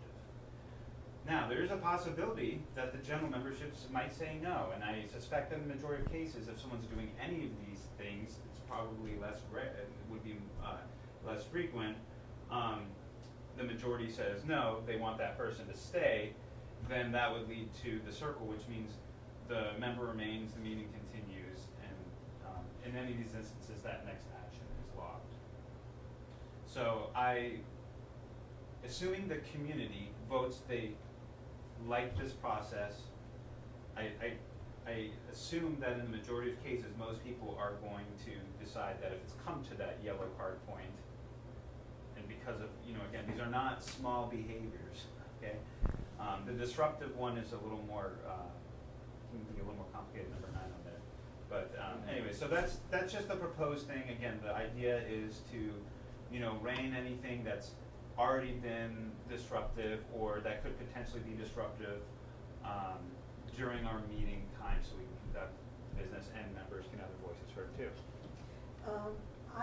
My big question is about whether you can, whether it's allowed, and also whether it should be done to suspend someone from a future meeting. Because you are then actually creating, I would think, a worse feeling in that person, and you are also prohibiting them from participating in community involvement in decisions about the community. And so I think, I had no problem with throwing someone out of the meeting, but I questioned suspension.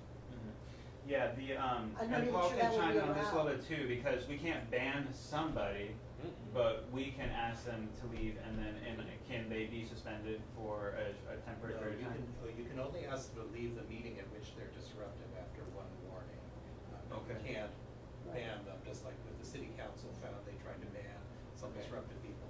Okay, so suspension and ban are gonna be the same thing in this context? And you can ask somebody to leave Mhm. that specific meeting where they've been disruptive, but you can't say they can't come to other meetings. And another piece with this, I'm sorry, I just Oh, no, want to big deal. clarify this too real quick, is I've spoken with the pastor of the church and the deacon, and I've explained to them what this process is, because I'm trying to envision, let's say this scenario plays out this way or that way, and they're totally on board with this. They say, I want to get something in writing, but, and I suspect we will, but assuming, again, this passes through our membership, because I want to make sure it goes through membership, that the church has said, as a proxy, if somebody is threatening to damage someone's personal property, if someone is threatening physical harm, if someone is taunting somebody else, you can serve as our proxy and just say, on behalf of the church, the people who own this building, you're not demonstrating that you're able to participate in this movie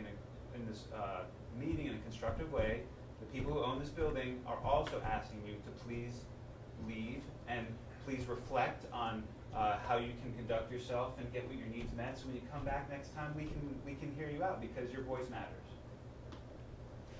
But I think the real advantage of these things is that it's the group saying, I've heard it many times at your meetings, where one of your residents will stand up and say, you all have been fighting each other for the last hour, what have we done for Lentz and the Lentz community?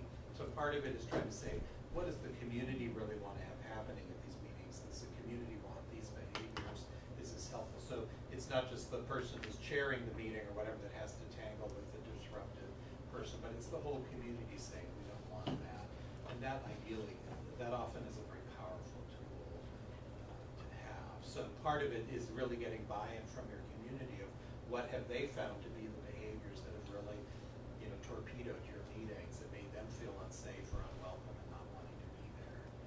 Would this be the thing, it probably wouldn't be, but place to say that people have, when they're called on to speak, have, 2 minutes, let's say, to speak? Yeah, I think we have. And also how many times you can do that? Yeah, I think we have to be very clear about that. I don't know if our community is clear kind of like what the process is, and then of course, our responsibility for showing them. So for example, this is kind of answering your question, but it's kind of not, and I will. But raise your hand and wait to be called, 1, 2, 3. So it's like several people have their hand up, let's say if everyone go, okay, well, first you, 1, 2, 3. Then we've gone through the 3, okay, and then there's a new line of hands up. And if it's other people who haven't had a chance to share, go 1, 2, 3. So those people know that they're gonna get a chance to speak, and I think that's, the amount of time that person has to speak, I think is something that, I don't know, is there something officially written in the bylaws that when someone is given the floor, they have a certain amount of No. time? So that might But I be think it. The that's person important. presiding has the power, they've got the agenda, they can sort of regulate the meeting. The important, saying how long people have to speak. The important thing for you guys is to always be as fair as possible, because I think that's what's looked like, oh, you're making me wait, but then your buddy over there who agrees with you, you're letting him speak out of turn. So being really, really fair. Right, that happens, but it also happens is if someone speaks a disproportionate amount of time, it's taking people's Yeah. ability down I think down we the need to- queue. One suggestion that Paul had at a meeting earlier with Chris and I was that if there's a designated amount of time on the agenda per item, we could do a community vote. Should we continue this debate and this discussion, or can we cap it now and Right. move on to the next thing?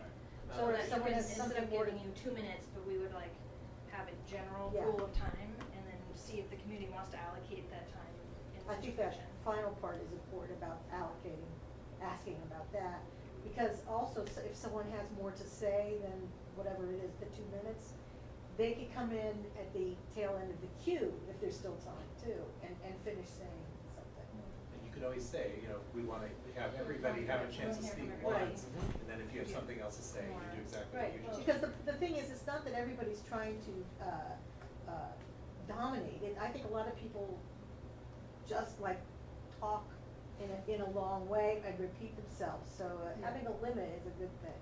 I would say that my frustration as someone that's facilitated meetings and contentious meetings in the past is that often what happens at our meetings is the same people are allowed to always talk first, always talk at length, and repeat themselves, and respond to everybody else that talks after them. And speak out of turn. And speak out of turn. And it's up to the meeting facilitator to, in a kind way, say, you need to step back and let other people have a voice here, have a place in this discussion, so, yeah. Plus, because that then also makes people who aren't getting heard speak out of turn then too, because they aren't going to get their turn. So that really kind of segues really nice into this piece. So Paul has discussed with us the possibility of having someone from Resolutions Northwest come in. I talked a little bit in here about a designee. The designee person obviously has some manner and has to work with a lot of consistency and being unbiased and all that. So that could either be a board member, which I personally would not suggest. It could be someone from general membership, or we do have the opportunity to have someone from Resolutions Northwest come in, and one role for that person is to help facilitate this process, so that it's seen as this outside objective person who, again, if the membership says, okay, we want this, then this person with fidelity is going to make sure it's enacted upon, whether it's these things or we agree to a 2-minute thing or They're the not seeing how biases, or they're serving as a neutral person that's just enforcing or holding That's a great accountability to idea. the process. Then you are having a board member or a non-board member taking on that role. And one option for you guys is like what Cora was describing. Any of you who've facilitated difficult meetings, being able to do it in a fair, thoughtful way that makes people feel heard, doesn't unnecessarily piss people off. It's a real skill, and sometimes it's hard to do it when you feel personally attacked, you're rattled, you're up there under a lot of pressure. That's why you can bring in Resolutions Northwest to actually maybe help facilitate some of the meetings over time to start to model that behavior, because they're pretty thick-skinned. They know how to do it. They got all the toolkits, and especially if there are two of them doing it, they may be able to help model the kind of how do we help people line up and treat them fairly. How do we move through the agenda in an organized way that's respectful? So they are under contract to us to provide free services to neighborhood associations. So they said that if you as a board wanted to start a conversation with them about what you might want them to do or what they think they could do, they're open to that. It would just need to be you as a board asking them, and it would be free. I'd like to recap because of time. So, again, Alexis and I started working as this originally outside, being elected because we were concerned, and, I heard from different people from all different sides about the problems. And so, what you see here, and today I put out an extra I've been explaining the rationale and explanation. There's another sheet that goes with this. We put out there in social media, we've created a account, email, and we're telling everybody to take a look at it, and any ideas, suggestions you have, send it to the email account. We'll look at it, and then from there, we'll see what we can do, and we'll post what everybody's suggestions were, because again, we want this to be a very transparent process. We want everybody to have some ownership over it and feel like that they are have some little power in it. And then ultimately, we'd love to put it up to have it voted on before the elections. And in theory, when that new group comes in, starting with a fresh slate, this is the protocol, we've all agreed to follow, assuming it passes. And so, it's there from the get-go. So again, there's some nuts and bolts. This is not a magic wand. I don't think it's going to solve all of the things that have happened, but I do think it's a good next step. I think if we do invite Resolutions Northwest to help be a designee or to help facilitate, that would be an added benefit, and that's the overarching goal or objective here. Great, and you said we could contact you with any critiques that we have? Yeah, so on the initial email, I kind of thought we might need to repost again like a second time in the draft, just because someone might have missed it because of the chain of messages, but to post again, and on there, again, is kind of what this is, and then there's the email of send any suggestions or feedback to this email. We'd love to hear from you. I don't know if you have right now anything to Something to add, well, the email is Yeah. lnacodeofconduct@gmail.com, if you can write down, it'll be on the, Yeah, and social we can do media on the, accounts as well. official neighborhood association website. The list of the 9 violations are kind of just we're trying to be really specific to help people identify the behaviors that were kind of derailing meetings, and making them less productive. And it's not set in stone in any event, so the language and the, terminology or which things are on there are not submitted for like approve or not, but like what other ideas and, things can we include in there. Anyway, I just think it would be something if everybody can agree to like, here's how we want our meetings to go so that we can be productive as a community and help each other and help serve our community. Like, we're all agreeing to this and then having some kind of neutral party that would help us all maintain, so it doesn't seem like, well, you're doing that because you like what this person is saying and not, vice versa. So it just would make it hopefully really clear for everybody and that like everybody agrees to the things and then there's a neutral person to kind of help us stay with it, so. Sounds good. Yeah, I definitely have a couple of things that I'd like to say about that, but in the interest of keeping the meeting and the conversation, because I know we could talk about this for plenty of time. I know I'd be happy emailing y'all any concerns that I have on it, if everyone else can agree to. Also, I just totally want to say that I think having the Resolutions Northwest facilitate our meetings, at least for a temporary amount of time, is a great idea. Yeah.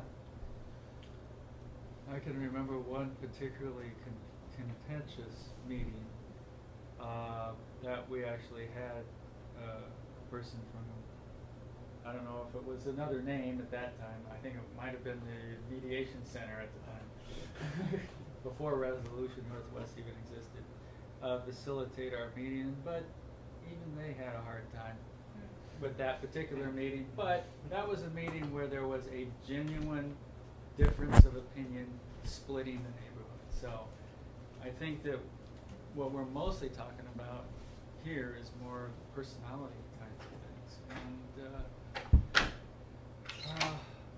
at least I hope so. Because that was a particularly difficult time, and I was chair at the time. So. And I'll add one last thing, and to this, even if it does pass and the membership wants it, I think it should continue to be a working document, to just be like, hey, this kind of part of it is kind of problematic, or we could improve that. I would love to just see it as like a, working open document. What's so working, that what's not we can working, improve. can we do it and improve? Yeah. Because there's gonna have to probably be some changes, just nothing ever gets, perfect. So, thank you for the time to explain that to y'all. Appreciate it. Oh, I was wondering, did you ever look at the policies that we already had, the code of conduct? I did. The social media guidelines? Oh, can I the make a quick comment? General meeting, public comment procedures? Yes, I did look at those. I appreciated who worked on those prior. The one thing that I saw that maybe I wanted to change was, Alexis mentioned it, we wanted the language to be very specific about what specific behaviors. Some of the language in there is like, we all agree to conduct ourselves in a great way. Well, what does that look like, or how do we know if we're not doing that? And I think by having specific language, you take out the subjectivity behind it. You just say, look, you just literally did that thing so that, we can take action.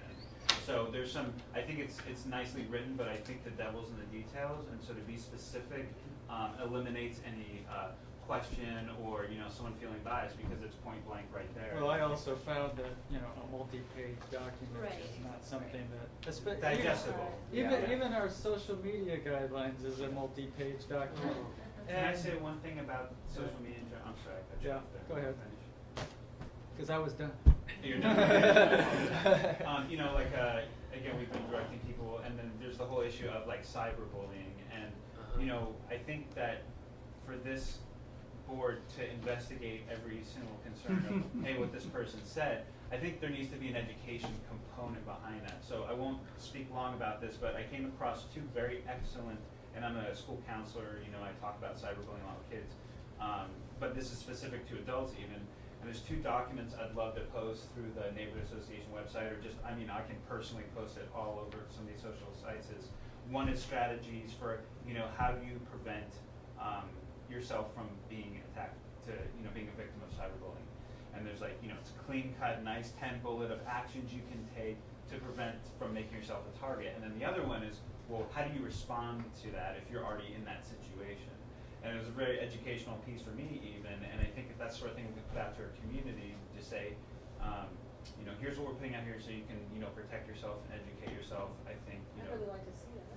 Yeah, it's a great, again, I'm sorry I don't have it right here to share, but it's digestible, and I think it answers a lot of those questions, because I think for someone, you know, for this group or, you know, a subcommittee to be managing, you know, this person's cyberbullying me is not within the scope of what's possible. So Well, so it's an educational piece of it. And there's so many sites, and there's no way we could. I mean, we would spend all our time just doing that. But part of it is just to identify what's acceptable behavior and what really is cyberbullying, so people can't fool themselves into thinking that they're not doing it.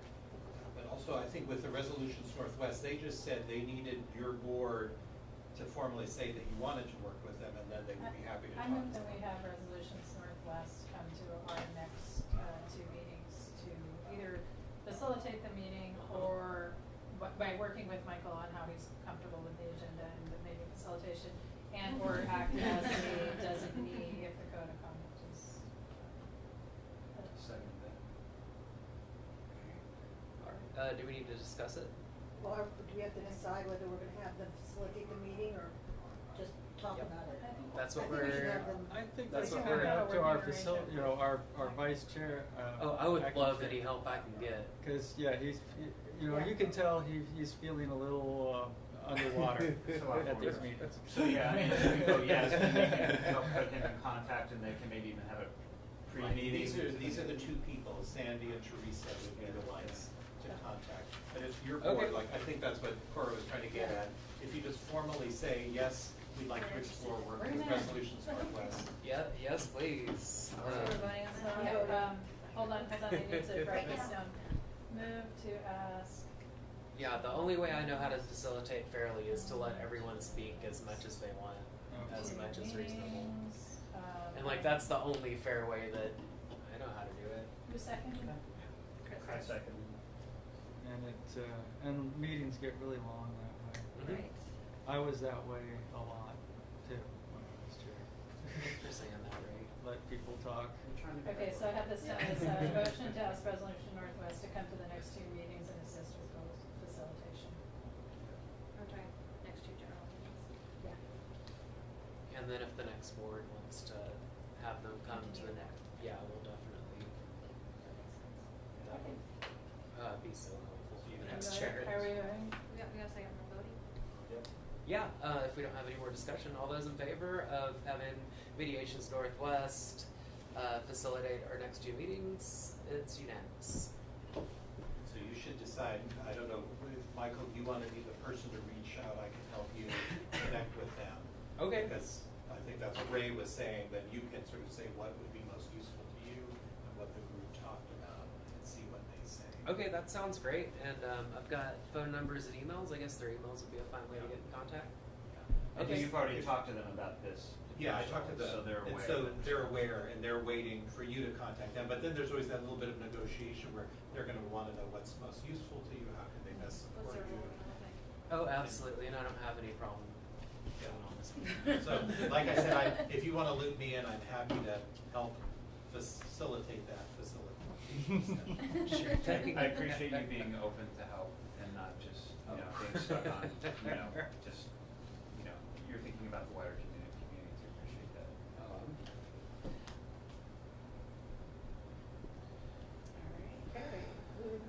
All right, we're trucking along now. Oh, Barbara, did, Okay, I'll be brief. I just wanted to bring up that the Lens Fair reached the oral agreement that we voted on here for Robert Schultz. We were supposed to have, we agreed to pay for the bandstand at the Lens Fair, and that part of that agreement was that there would be a sign noting that we were sponsoring that bandstand, and that did not happen. I don't know that I'm in favor of just saying he shouldn't be paid. He probably has already been paid, the fair has. But, I think I don't know if there's anything we can do about somehow making sure that the board has stricter oversight on future agreements that we make with groups from now, in the future. Not singling out Writing. one's fair, but in general, because there've been other issues with agreements with other organizations as well. And, I think an agreement is an agreement for both sides, and I think it needs to be adhered to. And in this case, it wasn't, and there's been other cases, and I don't know exactly what we can do, except for, I don't know, maybe all we can do is enter it in the record, I don't know, that we should have stricter oversight of these kinds of things when we're giving other groups money. Has so I heard you say oral agreement, I mean. Well, it was voted on here. Oh, okay. Robert Schultz was here, and, so it was no secret. Okay. If But that's- was there anything that was written up afterwards as like a contract of sorts? Because I'm just from the outside looking in, like, that said like, the organizers of the fair agreed to. I have no blah, blah, idea if something, something was and written then- up. And then, Because there's I don't think- signatures for documentation, so then people I can don't- be held accountable on both sides? I don't think that the chair did anything like that.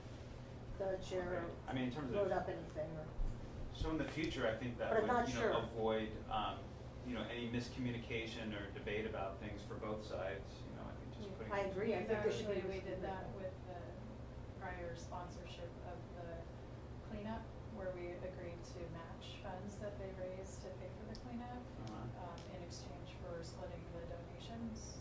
They that were being received. the LNA. in And, this case. so we drew up a business agreement and took it to them, but they didn't agree to sign it, so.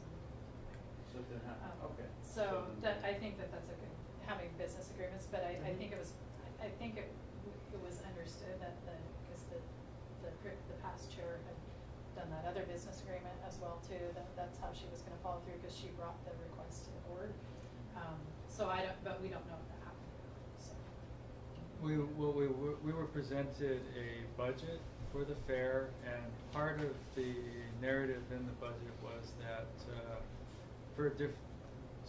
for specific, I believe for specific, here it is right here.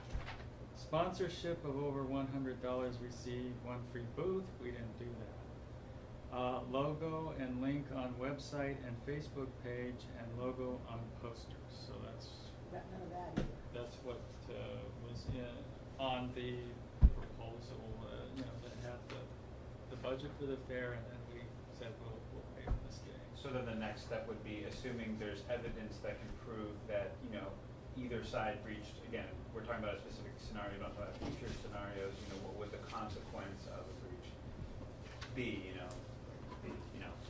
no longer, associating, deny requests in the future, Or denying the funding that was part of the contract. So, and who would facilitate a discussion as to investigate, you know what I mean? Yeah. But I just think having it, I hear what you're saying is to some extent something was documented there, but in terms of the debate of, what was understood and what actually happened, I don't, there's Well, no, it's all unless we're gonna, And it's all on invite video, those. and everybody likes to see I think- too, I but think also I it's- agree that a So written there's- agreement is really the answer.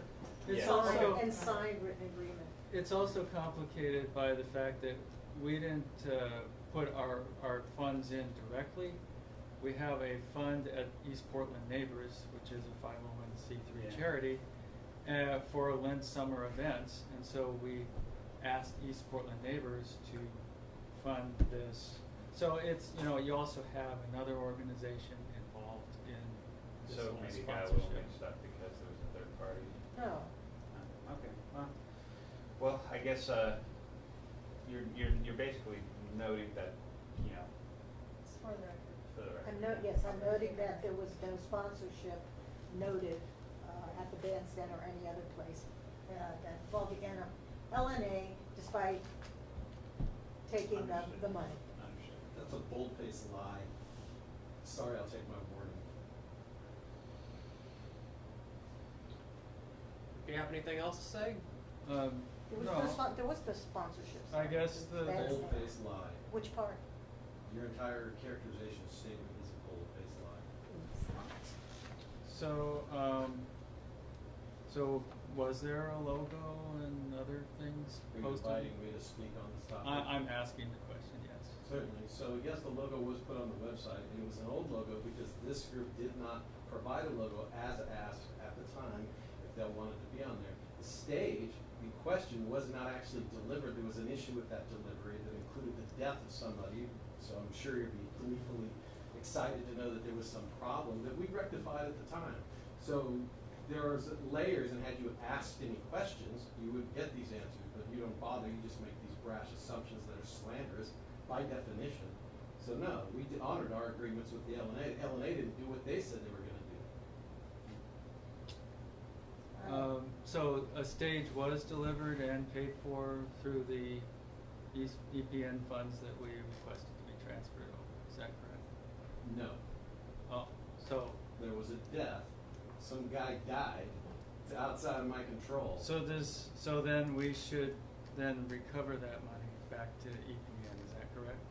It's yet to be finalized. I've talked to Victor at East Portland Neighbors to talk about what can happen. I've talked to the company. Okay. It's yet to be rectified. I see, okay. Well, let's just assume slanderous things and make these brash Wait, statements. so you're saying someone at the company died? Well, somebody. You can find out for yourself. I'm uncomfortable having this. You've already made these gross mischaracterizations, and clearly facts don't mean anything. Or No, you've looked at the website and seen that the logo is in fact on there. We talked about having a sponsorship sign on the stage. So as you've Which expressed wasn't yourself there. at least 10 times here that you're confused Okay. constantly, I don't think you know what you're talking I don't think I about. said I was confused So about at this at least all. 10 times this evening on a variety Uh, of topics. Was there a sign on the stage?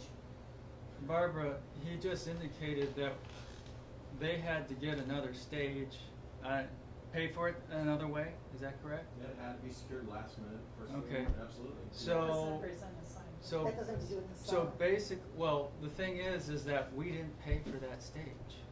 That's So- fine. So That's if we fine. didn't pay Paid for, for a stage. we paid for a stage, but we didn't get it, they didn't get it, I should say.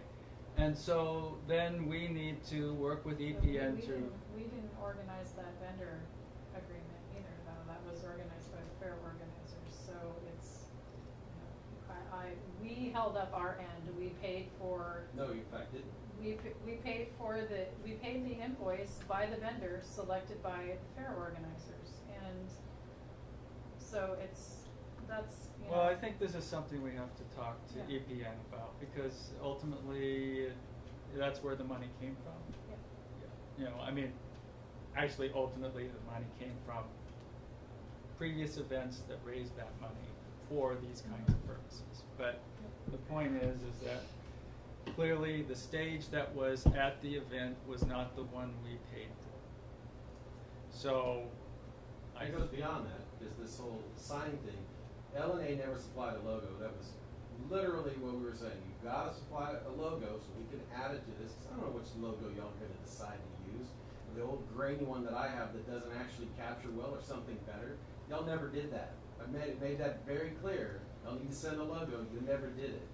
So you're saying, oh, well, Robert didn't put our Who did logo on, you it was on the communicate with? website. I'm sorry. Who did you communicate with when you requested that logo?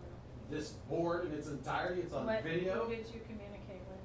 This board in its entirety at the time.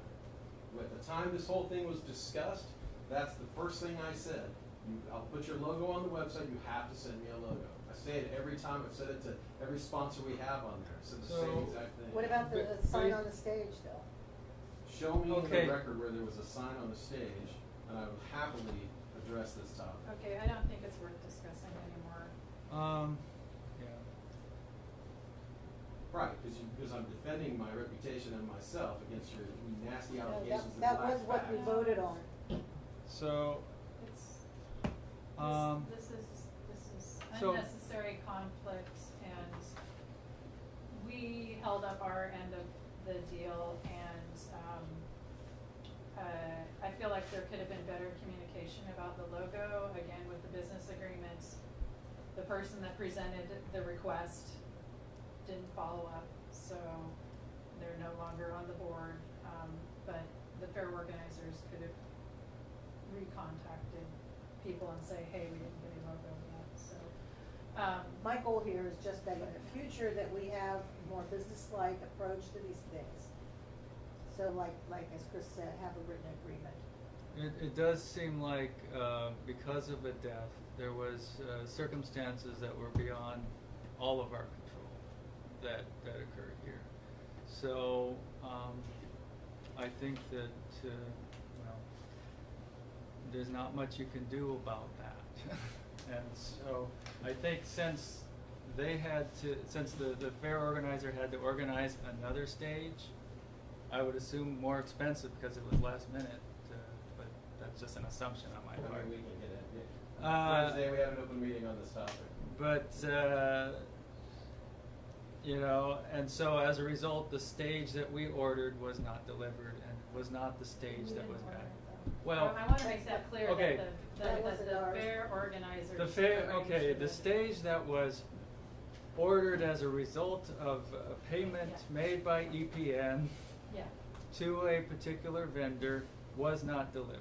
But could we also note that you're saying that the agreement component that wasn't upheld was you didn't have your space that you didn't staff or bring people to, that you didn't have your logo listed on the website where in fact it was, you didn't have a sign on the stage that you didn't provide material for, and I actually question if that's a valid thing, because I don't think that was agreed to. I'm not sure we were ever requested that we were to make a sign, but. I didn't say that, I don't believe that having a sign on the stage was part of that, but I'll double check. There were actually some signage there, but. That's what that was the vote. Anyway, the point is, the important point, as far as I'm concerned, is that in the future, the LNA board be more businesslike about these agreements and have them written down and signed. That's my sole point here. Can we move the agenda forward? Yeah. Sure, committee reports. I kind of started on my report, so I guess this is land use report-ish. There are not any pending land use cases other than what's already been discussed. I'm keeping an eye out. Things seem to have slowed down. The one thing I want to bring up is I am the representative to the Oregon Solutions Lunch Stabilization and Job Creations Initiative project. I can't That's a believe I got that mouthful. all out. I've said it once, please don't make me say it again. It's been an ongoing project. I've only been on board since April, but I've been following it the whole length of the project. Through the last, I think it's been almost 2.5 years now since they started the work on it. And Lentz Neighborhood Association, along the course of it, has served in a role of a kind of a two-way conduit as outreach. And then they come to our meetings and present as well. And this is a floodplain study project that they're looking at the economic development and floodplain mitigation strategies for the East Lentz floodplain on the north side of Foster. So basically where all the houses tend to flood, and the car park spots, the pickleball and stuff like that. Oh, okay. Sorry, I'm just trying to picture. I'm like, where is Yeah, that exactly? East of I-205, north of Foster, generally south of Harold, but there's little fingers that go. Yeah. Okay, so like in between Foster and Harold. And then it continues out to 100 and whatever. Yeah. Okay. So Beyond our it's neighborhood. All Yeah, right, like I out got it. past Beggars It spills Stick. into Beggars Stick. Okay. So they've been coming to neighborhood association meetings occasionally over the last couple of years and doing occasional communications. One really cool thing that came out of it was they did an elevation certificate support program that they've been working with homeowners in the area and property owners in the area to get new elevation certificates for their properties so that they can reduce their flood insurance, or even in some cases they were able to eliminate it entirely. Some cases it had no effect. I think there was one case where they actually started to have to pay more, but and then the Wharton Institute at I think it's University of Pennsylvania, I'm not sure. They work really closely with FEMA. They're actually doing a study right now, which actually might have effect on national policy about that elevation certificate stuff. It affects some floodplains and homeowners in areas that are like not the big areas, like not the Hurricane Sandy areas or the, you know, all that stuff. Anyhow, so they, and we've known this is coming for a very long time. At the end of these big projects, they have these declarations of cooperation. And, let me pull up the information that they are requesting. I'm bringing this to this meeting right now because of the timing. So the information came to me, they've been saying, well, we don't know when we're gonna do it. Came to me on July 30th. Normally what, the preferred way would be to have the general membership do advisory vote on it at general membership meeting and then be adopted at the board meeting. We have to flop it this time because otherwise we'll have to have a separate board meeting to do it in time for the declaration. Sure. So, let me read it really quick. So, It's really super simple. So what we do is take a motion to accept it contingent Right. on the Contingent membership. on, yeah, the vote. now what is this declaration of cooperation? I'm about to read Okay. it as soon as I find it. It's Like, got what very- specifically? It's not obvious. No. It's basically just a bunch of all the people working on the project, a lot of organizations, city bureaus, all that. They all get together, people from the state, like even states, Bureau of Lands is coming in and all this other stuff. And they all sign a fancy document saying, yay, we did it, and we're gonna keep working on this. And it just kind of gets a little more political will behind some things, but it's not like saying all outright, we support this particular project with this particular aspects. It's more like, we're gonna keep working on this together. Now, is this, so I know that there's a lot of floodplain work that has been happening. I know like Nick Christensen had done a lot of stuff for floodplain. I feel like every time I'm informed about He's involved floodplain. in this project. Okay, so this is the project that Nick is involved in. Yes. All right, great. Now I'm clear on what exactly this is. Yeah. I feel like it's been a huge benefit for a lot of people in our neighborhood. It has, it's also, Nick has concerns that he will voice, I'm sure, about, there's the aspirational version of the project, like, hey, let's get rid of all of the pick and pulls and make a giant eco park with like super high paying jobs in it. And I feel like he started to talk Yeah. about that on a Facebook post that he had made yes. on I Love Lens. Yeah, and Okay. I'm sure he'll bring it to the next general meeting, so Okay. it can be discussed there. It looks like you're trying to pull it up on Facebook. Is that- Yeah, cause I kinda pasted it, but now I'm deciding I'm gonna Oh, switch my that email. is a so- disaster. Yeah, I was trying to figure out how fast it would be, but it got buried. I don't wanna, Facebook is. I don't wanna change the conversation too much, but can I say something related to job creation in Mhm. general? Go for it. There's the big Asian grocery Oh, yeah. mega market, I don't know what to categorize it as, but, you know, a neighbor brought up something that I thought was important, and I think maybe this neighborhood association should consider in terms of advocating to our community, which is, you know, that on one hand, that, this huge business, I don't think they're an Oregon-based business, has the potential to hire people from the community, which is good. At the same time, I worry about the local businesses in this community, particularly, you know, a lot of our Asian markets and so forth. And so, I worry about those mom and pop businesses. Sorry, just lost the point. And so I guess, you know, there's a part of me that, you know, I don't know if the board can take a position, but just, you know, something in terms of like advocating for, you know, making sure that people in our community know that, you know, there are markets already in this community run by local businesses which sell some of those same products.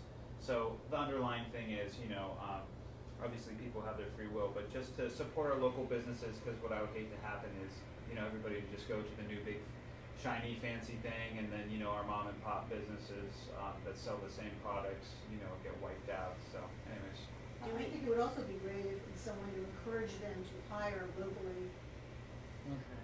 I have no context for what you just said. Oh. So as a Oh. result, all of that is So- almost It's meaningless, simple. other than the We're the big fr- guy is coming in. Sorry, it's the big Fred Meyer Okay. on the 32nd. It's becoming before you correct, it's basically becoming a huge Asian grocery market. Oh. Yeah, I did a little research on it. I mean, I don't know if Victor is the way to approach it. They're more of a family, a privately owned family-sized But chain. they're like a that's California in based. California, so there's big money in that.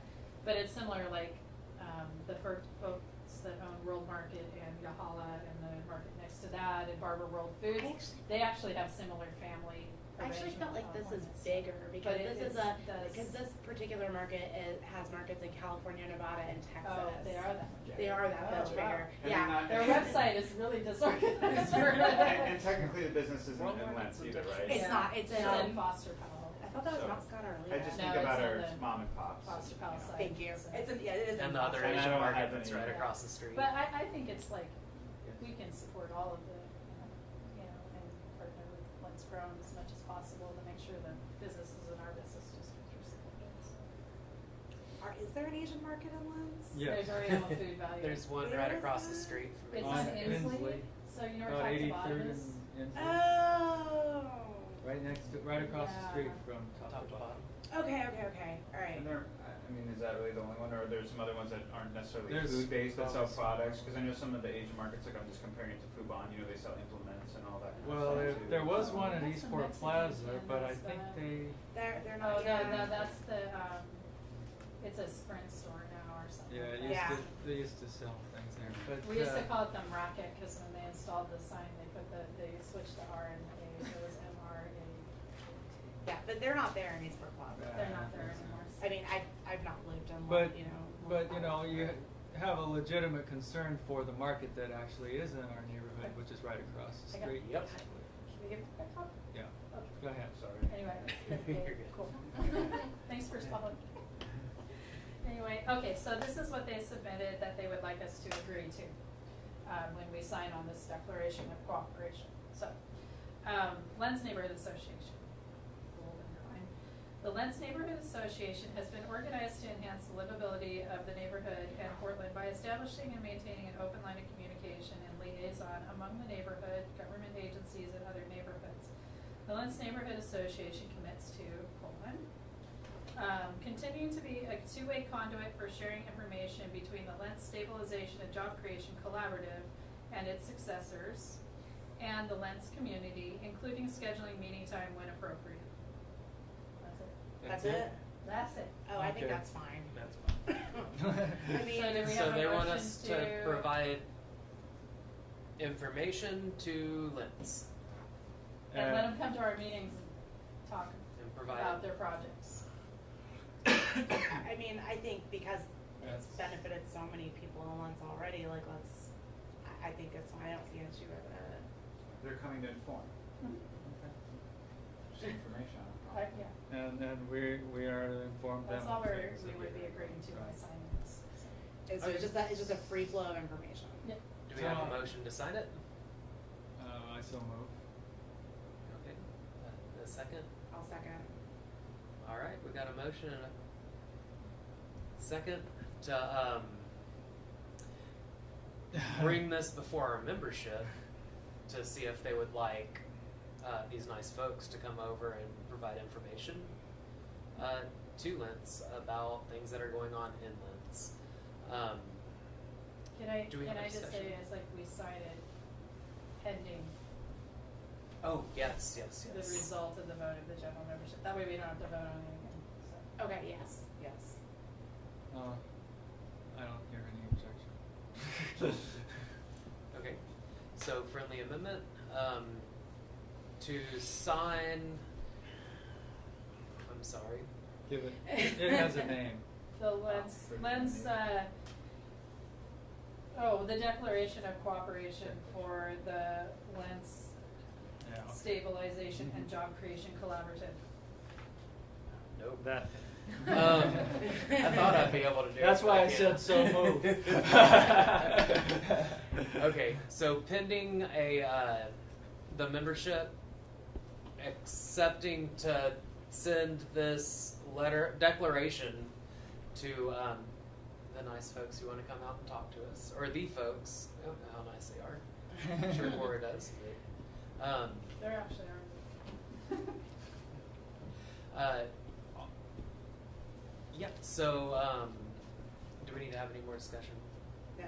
Sorry for making this way more confusing than it needs to be. It's past my bedtime. Yeah. All those in favor?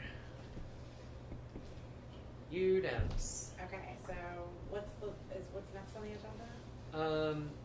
Are there any more board reports? Or, I'm sorry, committee reports? As far as treasury, I have nothing new beyond what I said at the general membership meeting.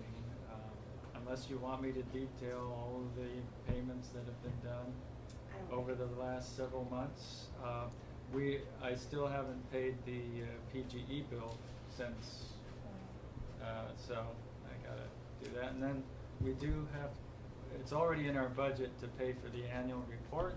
That's $50, so that's, and then of course the PGE bills. I haven't received anything else. We did pay for the child care for the last meeting that we had. And the meeting, was it the meeting before? The meeting in May, because we didn't have child care at the June meeting. How many, could you just list what else is on the agenda? Because I personally would like to see if any of those items can be suspended till later. Oh, well, our next after reports, I'm sure we don't have, well, we don't have a nominations committee report, but I'm sure we'll have one by the general meeting.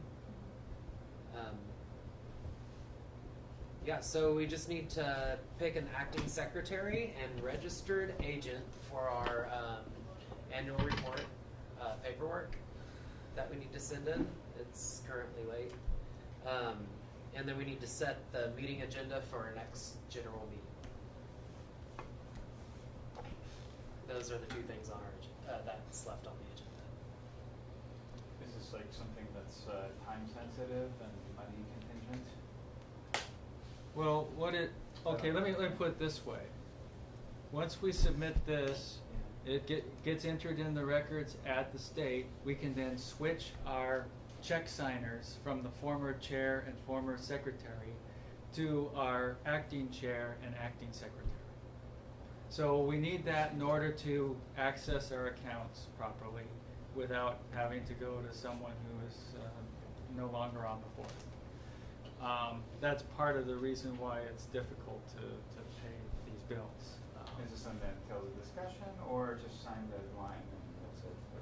Well, I mean, you have to fill out the form and it can be done online, I understand, and paid with a credit card, and then you can get reimbursed, but Is it fair to ask that just be taken care of outside of our meeting times?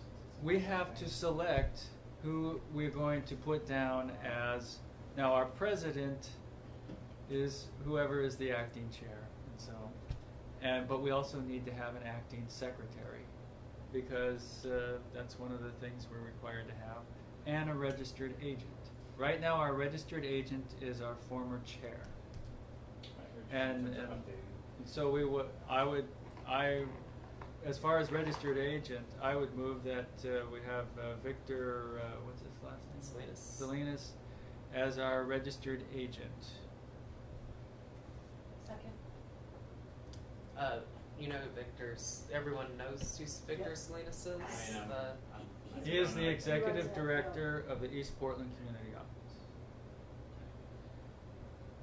And all of our mail goes to that office, and so.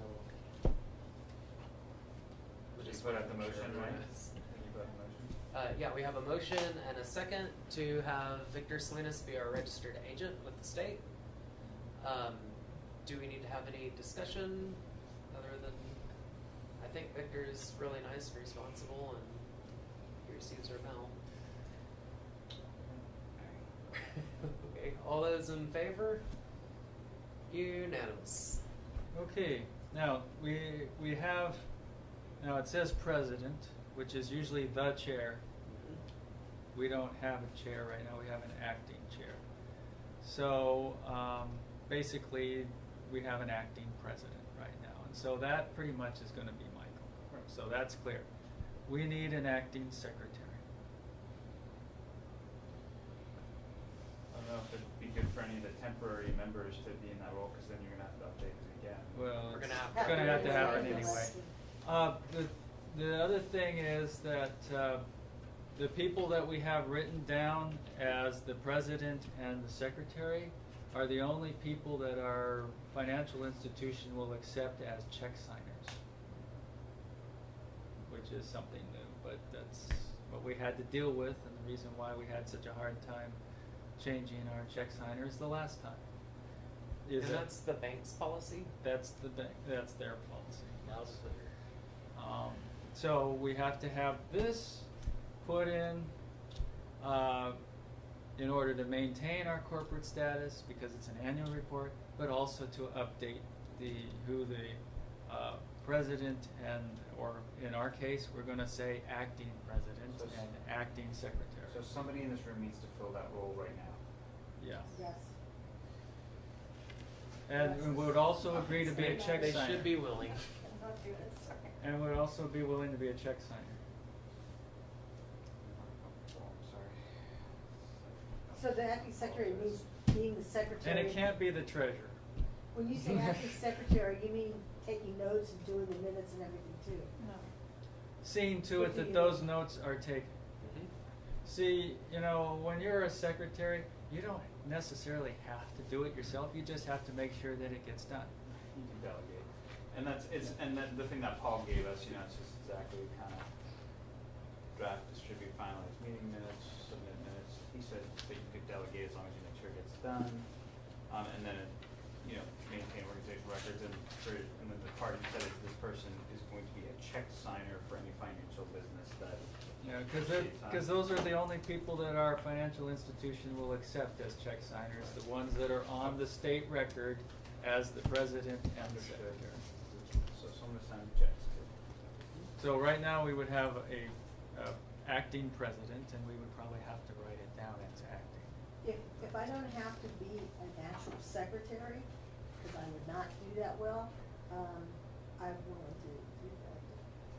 I don't really want to, but I'm willing to, because I don't think anybody else seems to want to. Thank you. Yeah, last time I volunteered, I got grievances filed against me and false statements.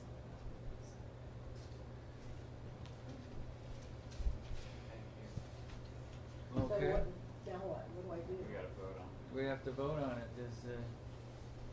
Is there a second? Oh, is Barbara the mover? I guess, yeah. What am I moving? That you become the acting secretary. Do I have to actually? I'll make the motion. I move that we have Barbara be our acting secretary.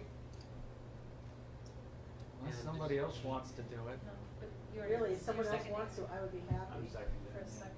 Okay.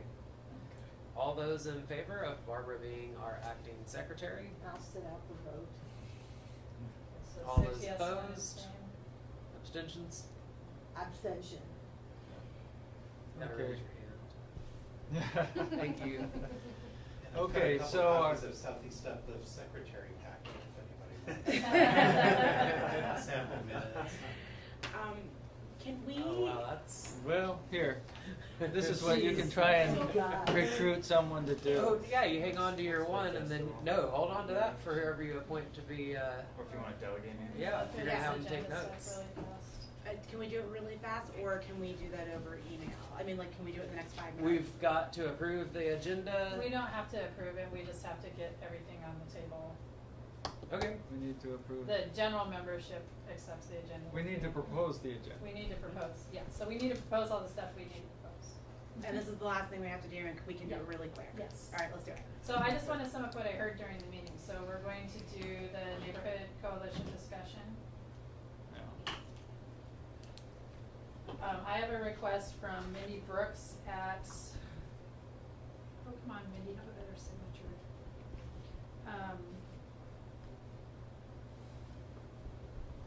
She used to be a BES. Yeah, I think she might be at planning now. Okay. Either, yeah, it's Bureau of Planning of Student Building.